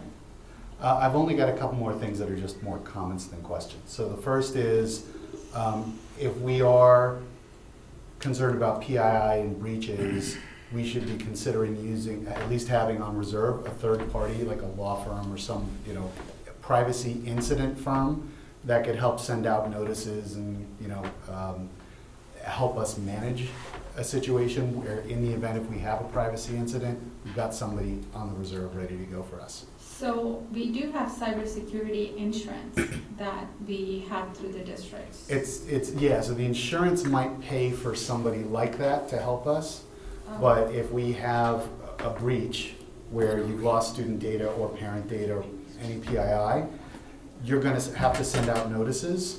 You're gonna have to give free credit monitoring for a certain amount of time. So the insurance will cover the cost of that, but you have to have somebody that you can call to actually help out with that. So I was in my other district, we had Pearson Ameswood Plus program, and as soon as I came into the district, the first thing that happened was a breach. And it was a breach on an older system, like the older version of the system that they sunsetted, but they never unplugged from the network. So we had over 3,000 letters we had to send out. And that was the district, I mean, Pearson covers the cost, and they offered 1-year credit monitoring for everybody. So they did it for you? They did it, they're required to, so that's part of the LR 2D Great. requirements for the vendors that they're signing off. When a breach happens, they cover the cost. But the thing is, labor is still us. And Yeah, all those phone calls from parents who say, what does this mean, all comes back to the district. great. So the other comments, just NIST is focusing a lot more on resilience, so I would just, caution you on that area to include resilience in the pillars. And you talked about the compliance system for sign-off for parents. Is that workflow for the parents sign-off, is that manual, or is that a workflow system where they'll go in and sign off electronically versus sending some sort of manual form? So we actually have a system that I bought this year, which was not, it was for the Chromebook responsibility. So we had a system that we use in my other district for when parents have to submit every morning for COVID validation, right? Then we get a report saying who didn't submit it. So it's basically a form that gets sent out every morning for people to submit, and then we get a response. So it was an automated system, we just Great. create the form. So we use that for Chromebook responsibility this year for parents to sign up on it. We use the same form for creating a new form for the code of conduct. So that gets sent to the parents, and it's gonna keep annoying them until they sign up Great. on it. And then when it comes to end of summer, each building secretaries will have a list of who didn't submit it so they can contact. And it's multi-language? It's right now English and Spanish. There's a drop down at the very top that says English or Spanish. Unfortunately, I have to translate it, but it gives you both of those options. It would be great if we could get Russian or one of the forms of Chinese too in there. Yeah, I mean, we can give them whatever we want. Right now, it's just English and Spanish that the Chromebook responsibility form, but we can definitely translate. Thank you. And my last comment is I can't wait to not get 3 redundant calls at 4:30 in the morning from the AMS. I'm sorry. We used to get calls like at 4:30 in the morning for, school being canceled, whatever the case was, and it would be the same call 3 times at 4:30 in the morning. So I'm looking forward to the new AMS system. Thank you. The automated system, yeah. Thank you. Any other questions? I'm just gonna say thanks. It's nice to hear someone have like a mastery of their subject and also know how to apply it in an educational setting. Corey just put you through the ringer, and not in a bad way, right? But I mean, there's a lot of questions there that are more than superficial inquiries, and to understand how to relate all of that to an educational environment as well. I'm lucky. I'm grateful that we have you heading that up for us. Thank you. Thank you, appreciate it. Thank you. Thank you. Monica. Thank you. Okay. Before moving on, You want me to do those 2 things? Yes, I will.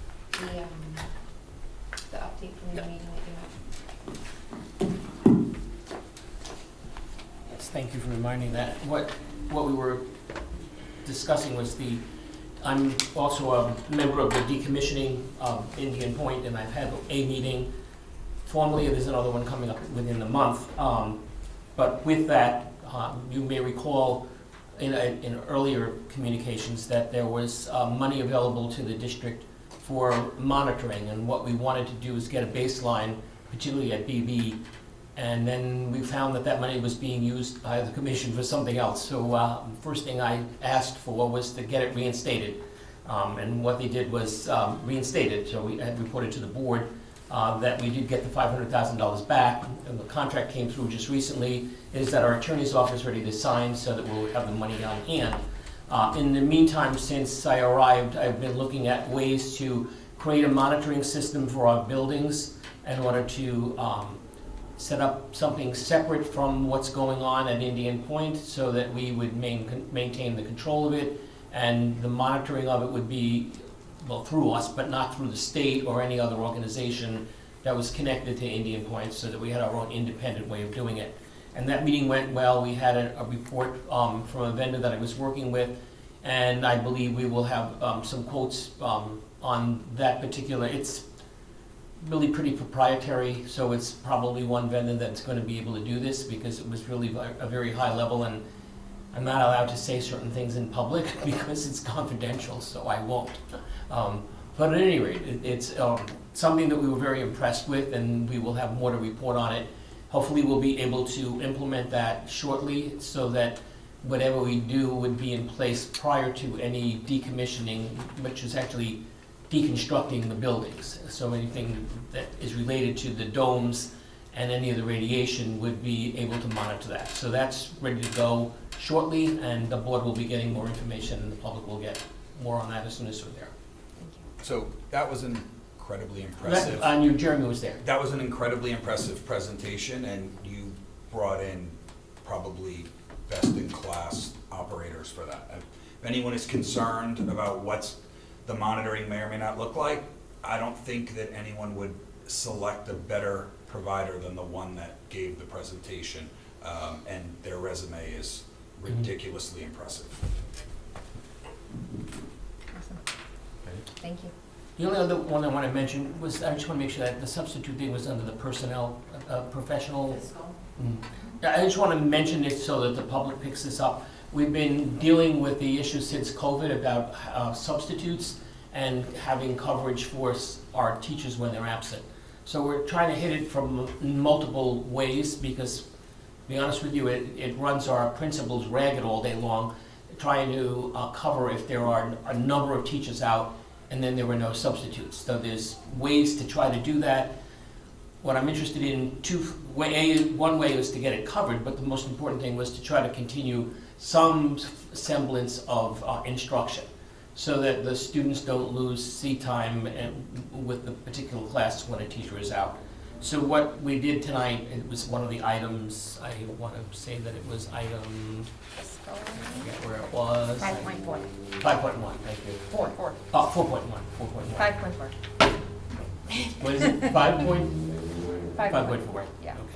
Okay. So what it basically did is increased our substitute rate for the day up to $175 per day and $200 a day for a certified person. So people will ask, what it means is that in the state of New York, and we usually ask in our district, we have a policy to have people with a college degree. So if you have a college degree and you're interested, it's $175 a day. If you have a college degree and you have your certification, it'll be $200 a day. And then we would put another little kicker in there because it did work in my previous district and it's still going well there. And that is we'll increase it by $25 a day, so it could be $200 or $225 a day if you would be willing to give us a 10-day commitment and the district needs a person for 10 days. So it's much easier to do at the elementary level because at the elementary level we might run 1 or 2 people absent a day, so it doesn't mean it's the same teacher. But if that building would utilize that person as the one person for that 10-day period, then they're not calling in all the time and we're not reaching out every day to try to find a substitute. We know that that person will be arriving at the door and be able to have an assignment given to them for a 10-day period. We will continue to monitor this. I'm looking at testing it over the next 3 or 4 weeks. We had brainstormed some ideas to do a session to bring people in and screen them so that we can approve them and get them put on our lists. And then hopefully we beat our neighbors to the punch and we will attract more people here than anywhere else, and so that we will solve our substitute problem. So I just wanted to make mention of it.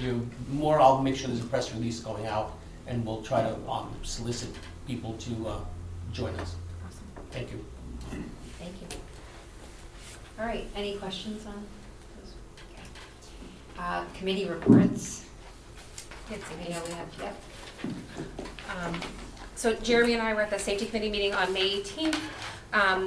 We started off brainstorming ideas to get more safety training for teachers. We know professional development time is a precious limited resource. So with some of the teachers and administrators at the table, trying to figure out how we can get groups of teachers available for blocks of time to bring them up to speed on more state-of-the-art safety training. So I don't think we came to any decisions, but it was a good discussion about how we can make more time available for this important topic. We we've talked about this before, but the collaborative training where we're using police and EMS and the school, so that when if there isn't an emergency, that those people, the first responders, are familiar with our buildings. And then the last thing that we were talking about before I had to leave for a track meet was the conversation about the anonymous alert system. So how we can make our existing system more robust, getting more after school and weekend coverage. What are the best practices? What are other districts doing? And again, it was brainstorming. It was the start of hopefully a more A more robust, yeah, for sure. An opportunity to have a more robust anonymous alert system so that. Yeah. And then how we are going to, we talked about the need for age-appropriate education, so that when students see something, they know what something is, and how we can use either the SROs or guidance to make those age-appropriate messaging in the classroom, so that the students are not only aware of what the program is, but what the type of incidents that they should be, which is an appropriate incident to report, and parents too. So hopefully we'll have more for that developed over the summer that we can roll out in the fall with some bigger plans. And then also conversation around a policy that is used by most districts, so that we have a national standard for our threat assessment and safety plans, something along the lines of the CSTAC method.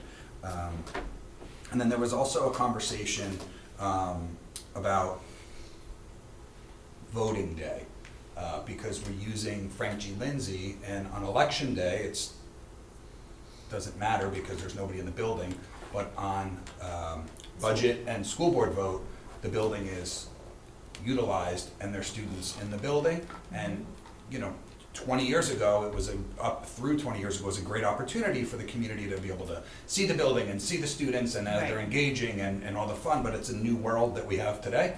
And there is definitely some risk associated with having every single person. There's no IDing at a voting poll, right? So you'd have no idea who's walking into a building, and it is a conversation to be started to see if there's a better utilization of local facilities to house the vote. Another use for people. Yeah.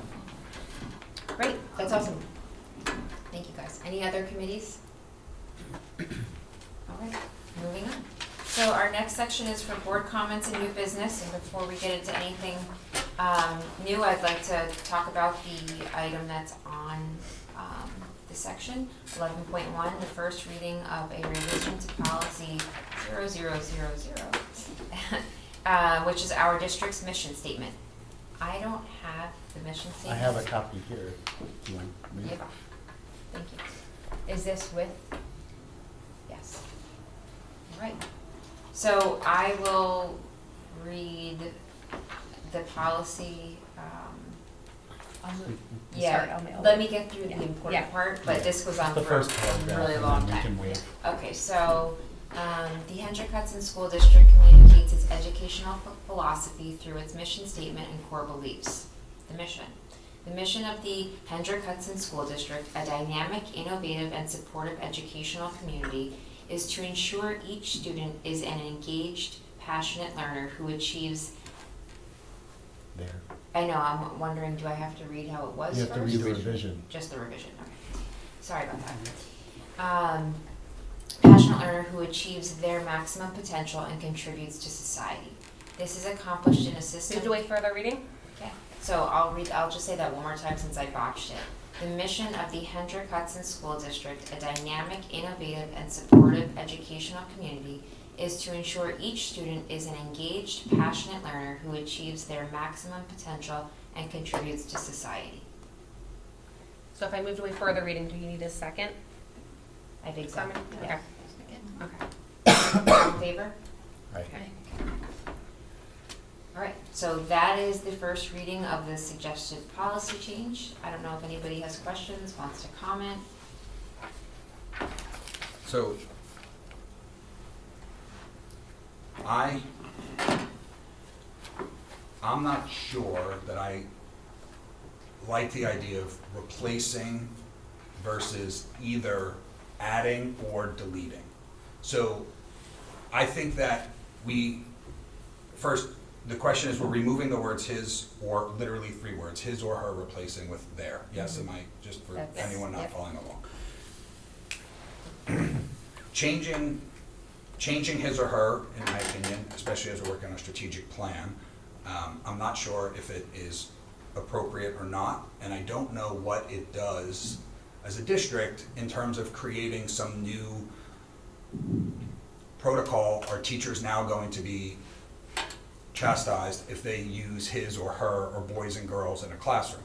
Now, I understand that there is a percentage of students who do not identify as a boy or a girl, or a man or a woman, or a male or female, or whatever that is, and I'm not suggesting that we want an environment that is not inclusive to everyone, but I don't know that it necessarily makes sense to remove his or her, because I don't know what the unintended consequences are. So I would suggest we either also add the word there, so his, her, their, to indicate that there is more than 2, but it also doesn't remove the identity of those students who do identify as his or her. Or, as an entirely separate piece, I don't even think we need anything there. I think we could eliminate his or her and not replace it, and just simply state, to ensure each student is an engaged, passionate learner who achieves maximum potential and contributes to society. So for me, it's either we add the word there to his or her, or we remove both and don't replace. And I understand the intent of the movement here. I just don't, there's a lot of different pieces going on, and with the strategic plan in front of us, I think that it's important to be mindful of what may actually be interested of our community.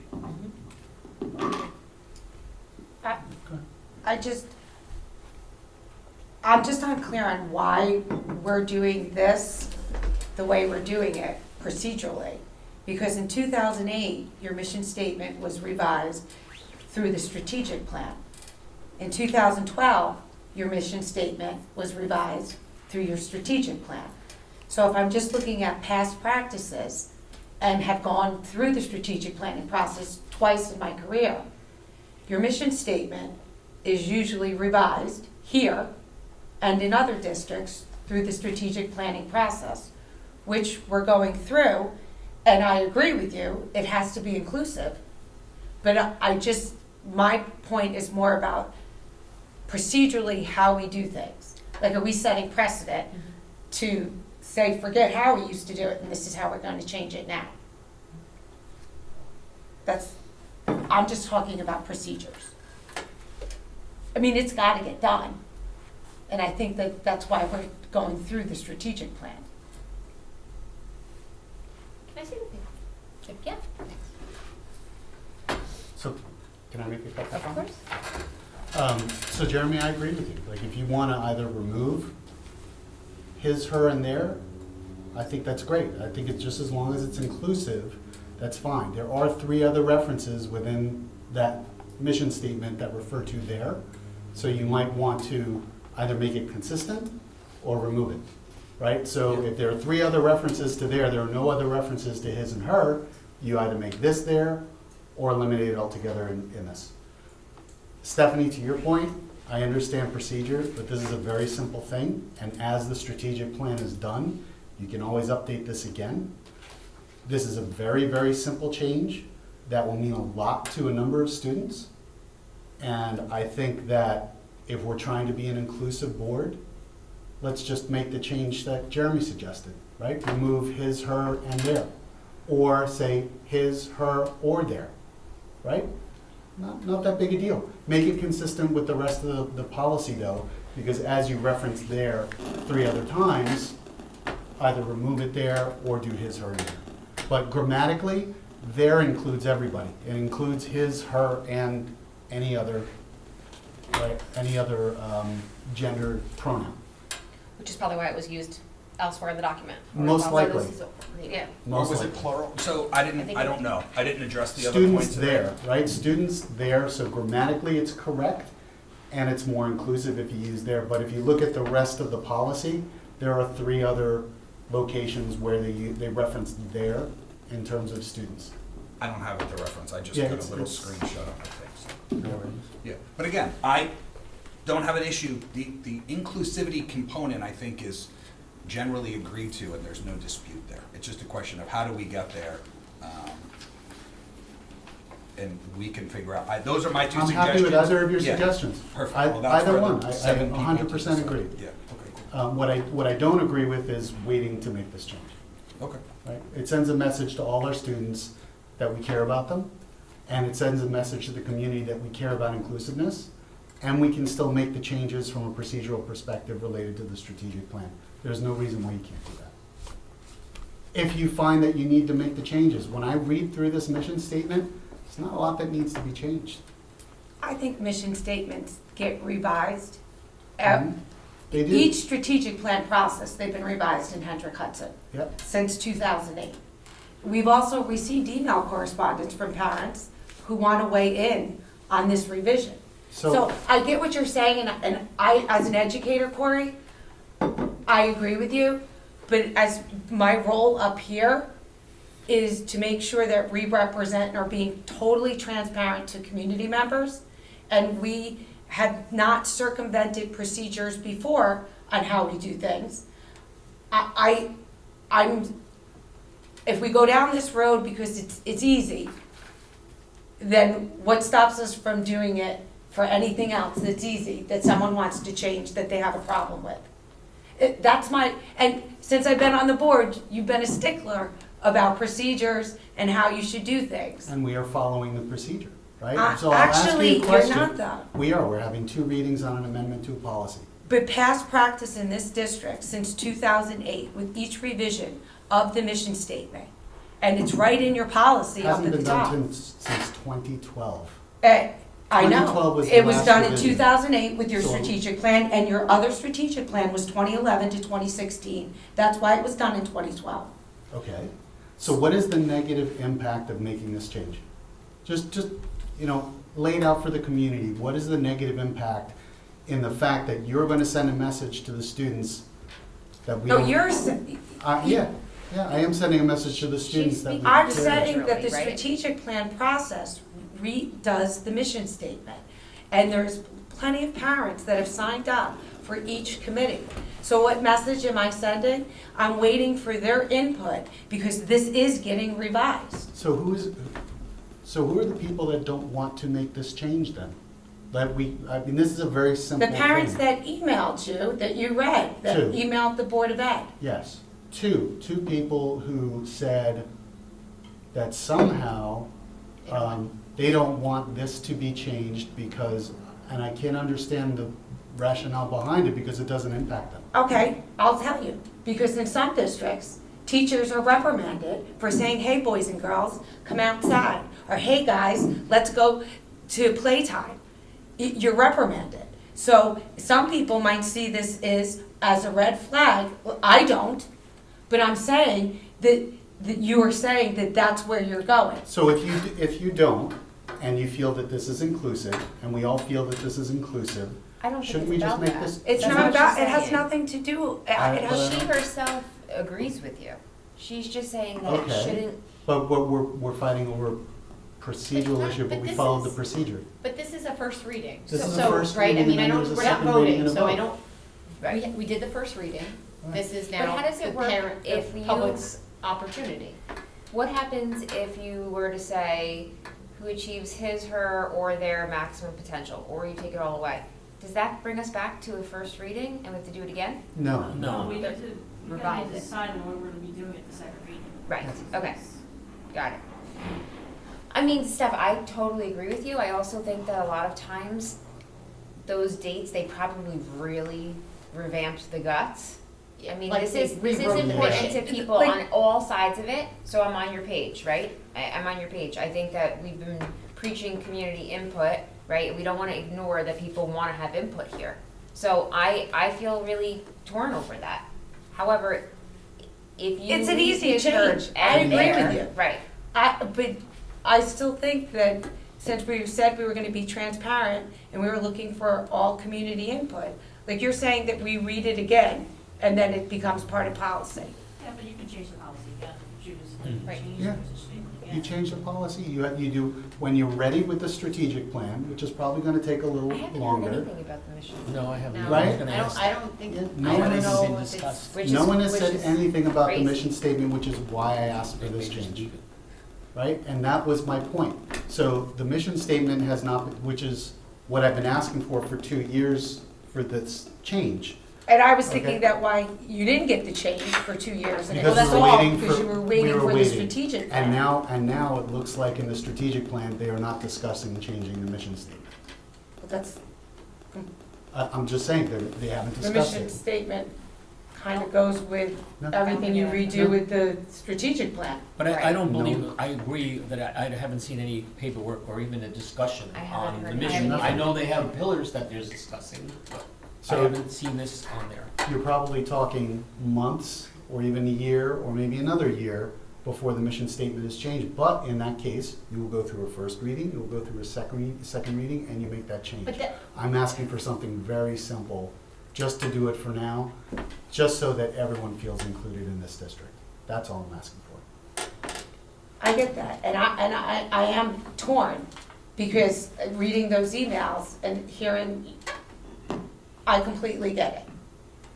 I am torn by past practices, and if you're telling me the strategic plan does not revamp the mission And statement, I'm saying I've not We haven't seen any had- Okay. paperwork on it at all.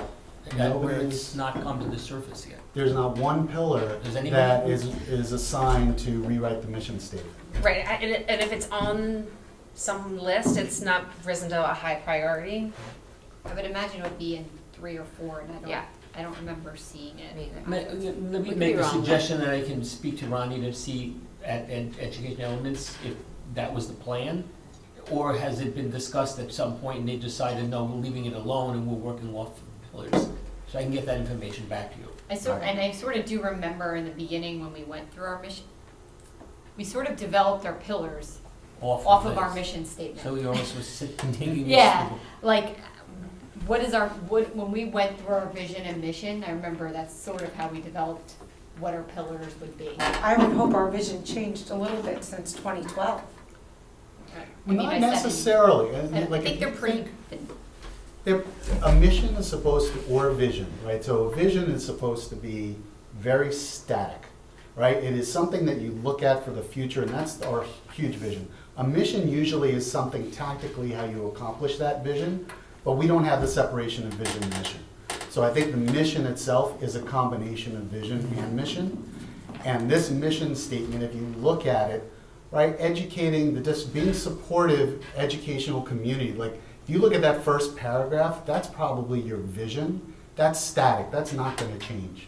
What you might do is maybe tactically, you'll do different things to accomplish that vision. But for the most part, a vision doesn't change, a mission rarely changes. If it's Both written well. strategic plans that I've been through, the mission statement has changed. We have a meeting That's- tomorrow, we can ask. That's great, I hope that it's done, but from what I've seen, it hasn't, which is why I'm asking for this change. I get it.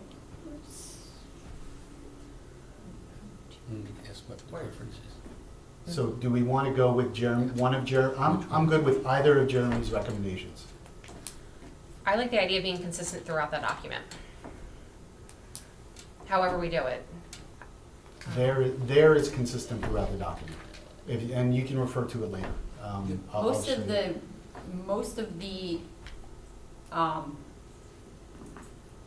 they're not his or her, they're like individual. There are three locations. Yeah, they don't actually, on many opportunities, it doesn't say his or her.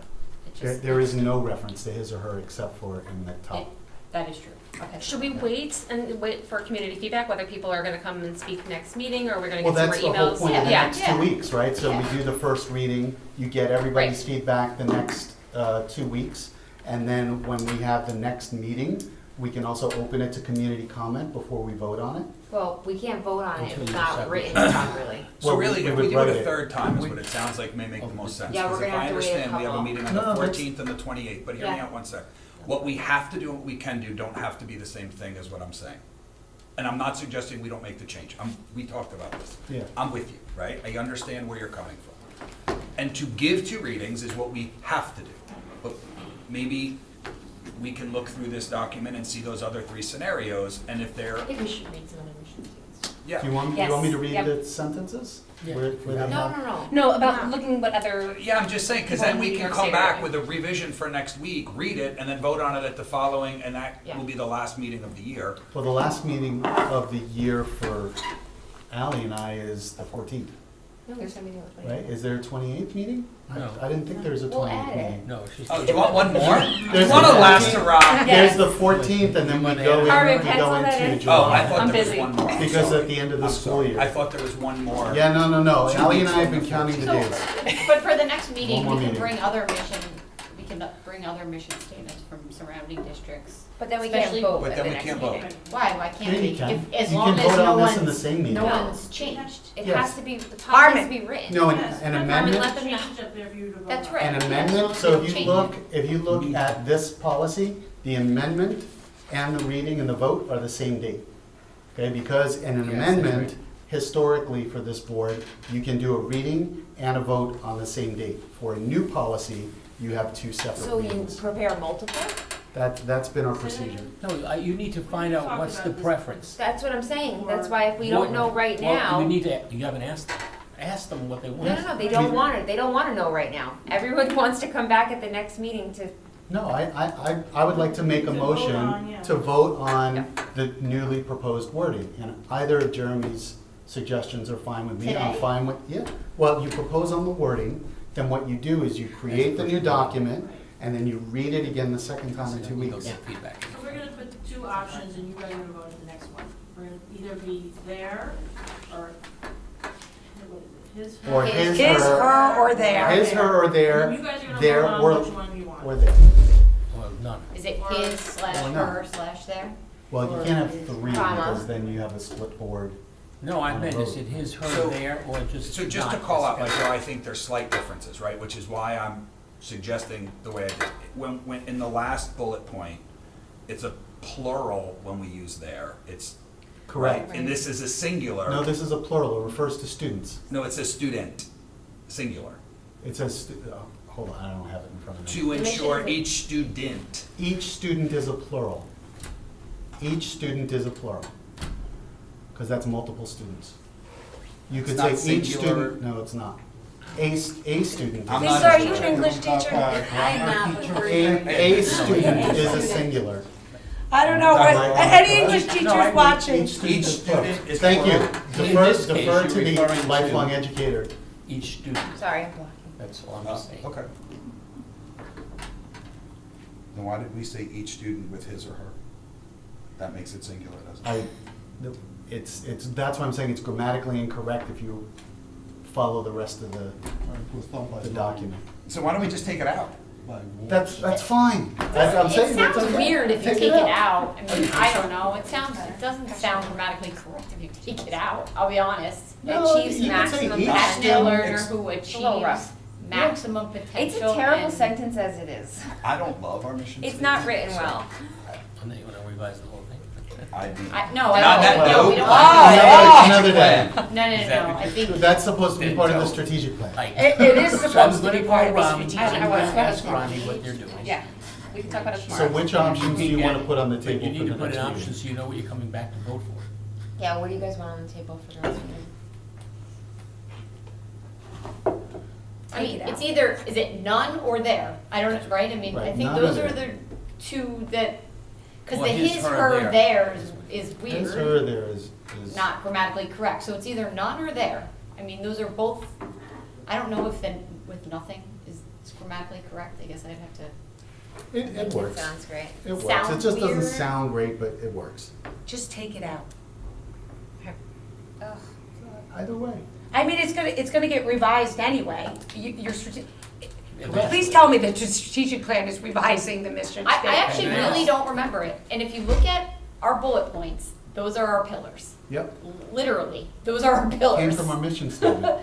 Rigorous. From 2012, you used the mission statement from 2012. If you look at our pillars, those are. If you look at 2008, I'm not looking at that, I'm just telling you, when I've sat on the strategic plan meetings thus far, and how the pillars were developed, It's from they mission align from this mission. statement. I know we talked about mission statements, don't get me wrong, but I cannot remember. You know what, we'll ask Erica when she comes back. Right. Because she is always here, but. And we we're have a, always we there. have a, we have a project team We'll get meeting into tomorrow, that. so we can find out tomorrow, about how it, I mean, at it all elementary. fits, yeah, how it fits in. So do we want none or there? Well, we're gonna vote on it next time, correct? But you No, have- we You're have okay to with put that, forth right? what we're gonna vote on, I thought, or Great, not? Yeah. we can bring, Yeah. you can yeah, bring yeah, two, great. or no, you have to bring only one next time? Should be one. Yeah, it should be one so that people can comment on it. Chiefs. Okay, I think it sounds weird with nothing there, so I would, Yeah, I agree that it sounds weird with nothing there, but if that's what the majority feels, I'm okay with it. I will stand I kinda- behind what the majority feels. I'm neutral as long as it's inclusive. what But I did you do say? agree, it sounds weird if you don't have there. I feel like it reads awkwardly to have nothing there, so as it's been proposed, this is how I think it reads most Okay. naturally and is inclusive. You wanna make a motion for that? I make a motion for that. What's on the board? Yes, to, yes, I'll to move, second To it. bring back. To bring back, It's yes, to that's bring right. back for a second reading. yes, Yes. and vote Yes. on the So 14th. what we have there, yes. So to remove second. his, her, and replace it with it. As it was read today, yes. And that's just to bring back. Okay. And we'll get public So I had comment. the first, you had the second. We have to have 4 though. I don't know how I feel about this. I feel sad that his, her is leaving as well. Like, there's gotta be a better way to write this sentence, so I'm just gonna let you guys decide. But just keep in mind that there, Yeah. there includes, First, there second, includes is his there a and her. majority vote? Go ahead. My issue is the All in unintended favor? consequence of removing it. There does, but it also sends a message that is going to we will end up removing his and her as part of our language. But we won't. What, Why would we? Because you have multiple gender, you have his, her, right? their, But here's what's gonna happen. they, Hear them, me out. they, ze, right? So, without a doubt, but it's going to become a point where it is going to be an expectation, and we are putting it forth right now, that we will enter a realm where each student, singularly, will be required to be addressed without an identification of a pronoun that shadows what is presumed or has been shared with what they want to have for their own identity. So okay, so I agree with that, is that every student should be addressed with their preferred gender. That's exactly what you just said. I don't Right? disagree, So- except So for if it's if unknown, it's his, her, unknown, right, that's all we're asking. But there's a difference between, if I know your preference, and I intentionally choose to address you differently than your preference, that is wrong. Correct. But I shouldn't be penalized if I'm not using more global No, you should ask identifiable people what their terms. preferences are. Yes, but a Right, that's teacher what I has. always do, is, you make a safe space to say, what is your preferred gender, right? What is your preferred pronoun? And I will address Is you there by that flu- preferred is there- pronoun, and I will make mistakes for quite a long time, which Wait, you think that right? teachers are doing this with each student? Well, that's what they should be doing. And what if the That's teacher what makes a they're doing right mistake now by with accident? students. What if the teacher makes a mistake by accident? Everybody makes mistakes. You I mean, make just the because, mistake, like, you learn from it, you and you get move kind on. of frazzled in a day when you have 24, 28 Everybody- kids in front of you. Ev- Fire drill, fire alarm Okay. goes off, lockdown Everybody drill. makes mistakes. I mean, I call my kids Stephanie. by the wrong It's names sometimes. part of it, but it's the fact that they're trying, it's the fact that they're making the effort, it's the fact that they're creating a safe space. I for think all people. educators do that, Corey. I Right, mean, so- I really do. So why is this an issue then? Well, I'm sharing with you why I think it is. So that's my But explanation. we're not, so we're saying do what you're already doing. We as a district now support that. That's all we're saying. Do what you're Well, already you've doing. removed it. We're documenting that I'm we share- support that. I And we disagree include with everybody. I agree with what we're doing right now, and I agree with our conversation, and I agree with what is really a common interest in arriving in the same place. I don't think we're taking the same path to get there, and I think that some of us have concerns that others don't about what the unintended consequences are of the change as it's written. there's more than just the 7 of us that live here, which is why we're talking about it, right? And I would be very disappointed if we made no change, because now that it's brought to our attention, I am incredibly uncomfortable with not changing it at all, because there are some kids that are going to fall into a bucket that does not exist with his and her, right? So I'll vote for eliminating there, right? I'll vote for eliminating his, her, and their. Just remove Yeah, it, because I'm with right? you. I'm with Then you. I'll stay with, like I said, I just Yeah. want it to be inclusive. It might read a little weird, right? My preference would be to have there, but we're accomplishing the same objective Agreed. if we remove it all. I 100% agree. Okay, so I will vote for removing it, right? Who achieves maximum potential and contributes to society? Right? Are we okay with that? If that will get it. 100%. Absolutely. It sounds weird, it will change again in the future, but it's. And I'm also okay with one adding person. it, so that I just, again, my concern is you start removing it, and then it's gonna be a, But we're is still there? removing. What's that? Well- We're going in a circle right now. I think we just need to decide what we're doing at the next meeting so we can keep going. What do you guys wanna do? Somebody make a motion on how this is gonna look. Can I at the say it one next more meeting. time? I'm sorry. I don't know. I made the motion and then, No, Oh, but yeah. you guys changed your mind since then. I haven't changed my mind. Well, You still wanted to say there. I think I'm fine. I'm supportive, listen, I prefer there, but if it's going to take removing it to get it passed for the next meeting, that's fine. Okay, I could do that too, but. Jen, This is compromise. I can compromise. Me too, thank you. So somebody has to make a motion for how they want it to read. I don't make motions. I'll make a motion to remove his or her and their. And have it just read, passionate learner who achieves maximum potential and contributes to society. This needs a second. Sure, second. All in favor? Aye? 4. Jen, what do you, a yes or no? She voted. She voted yes. Yes. You didn't. Nope. All right. Any other new business for this evening? No? All good? Okay, can I have a motion to close the meeting? So moved. Can I have a second? Second. All in favor?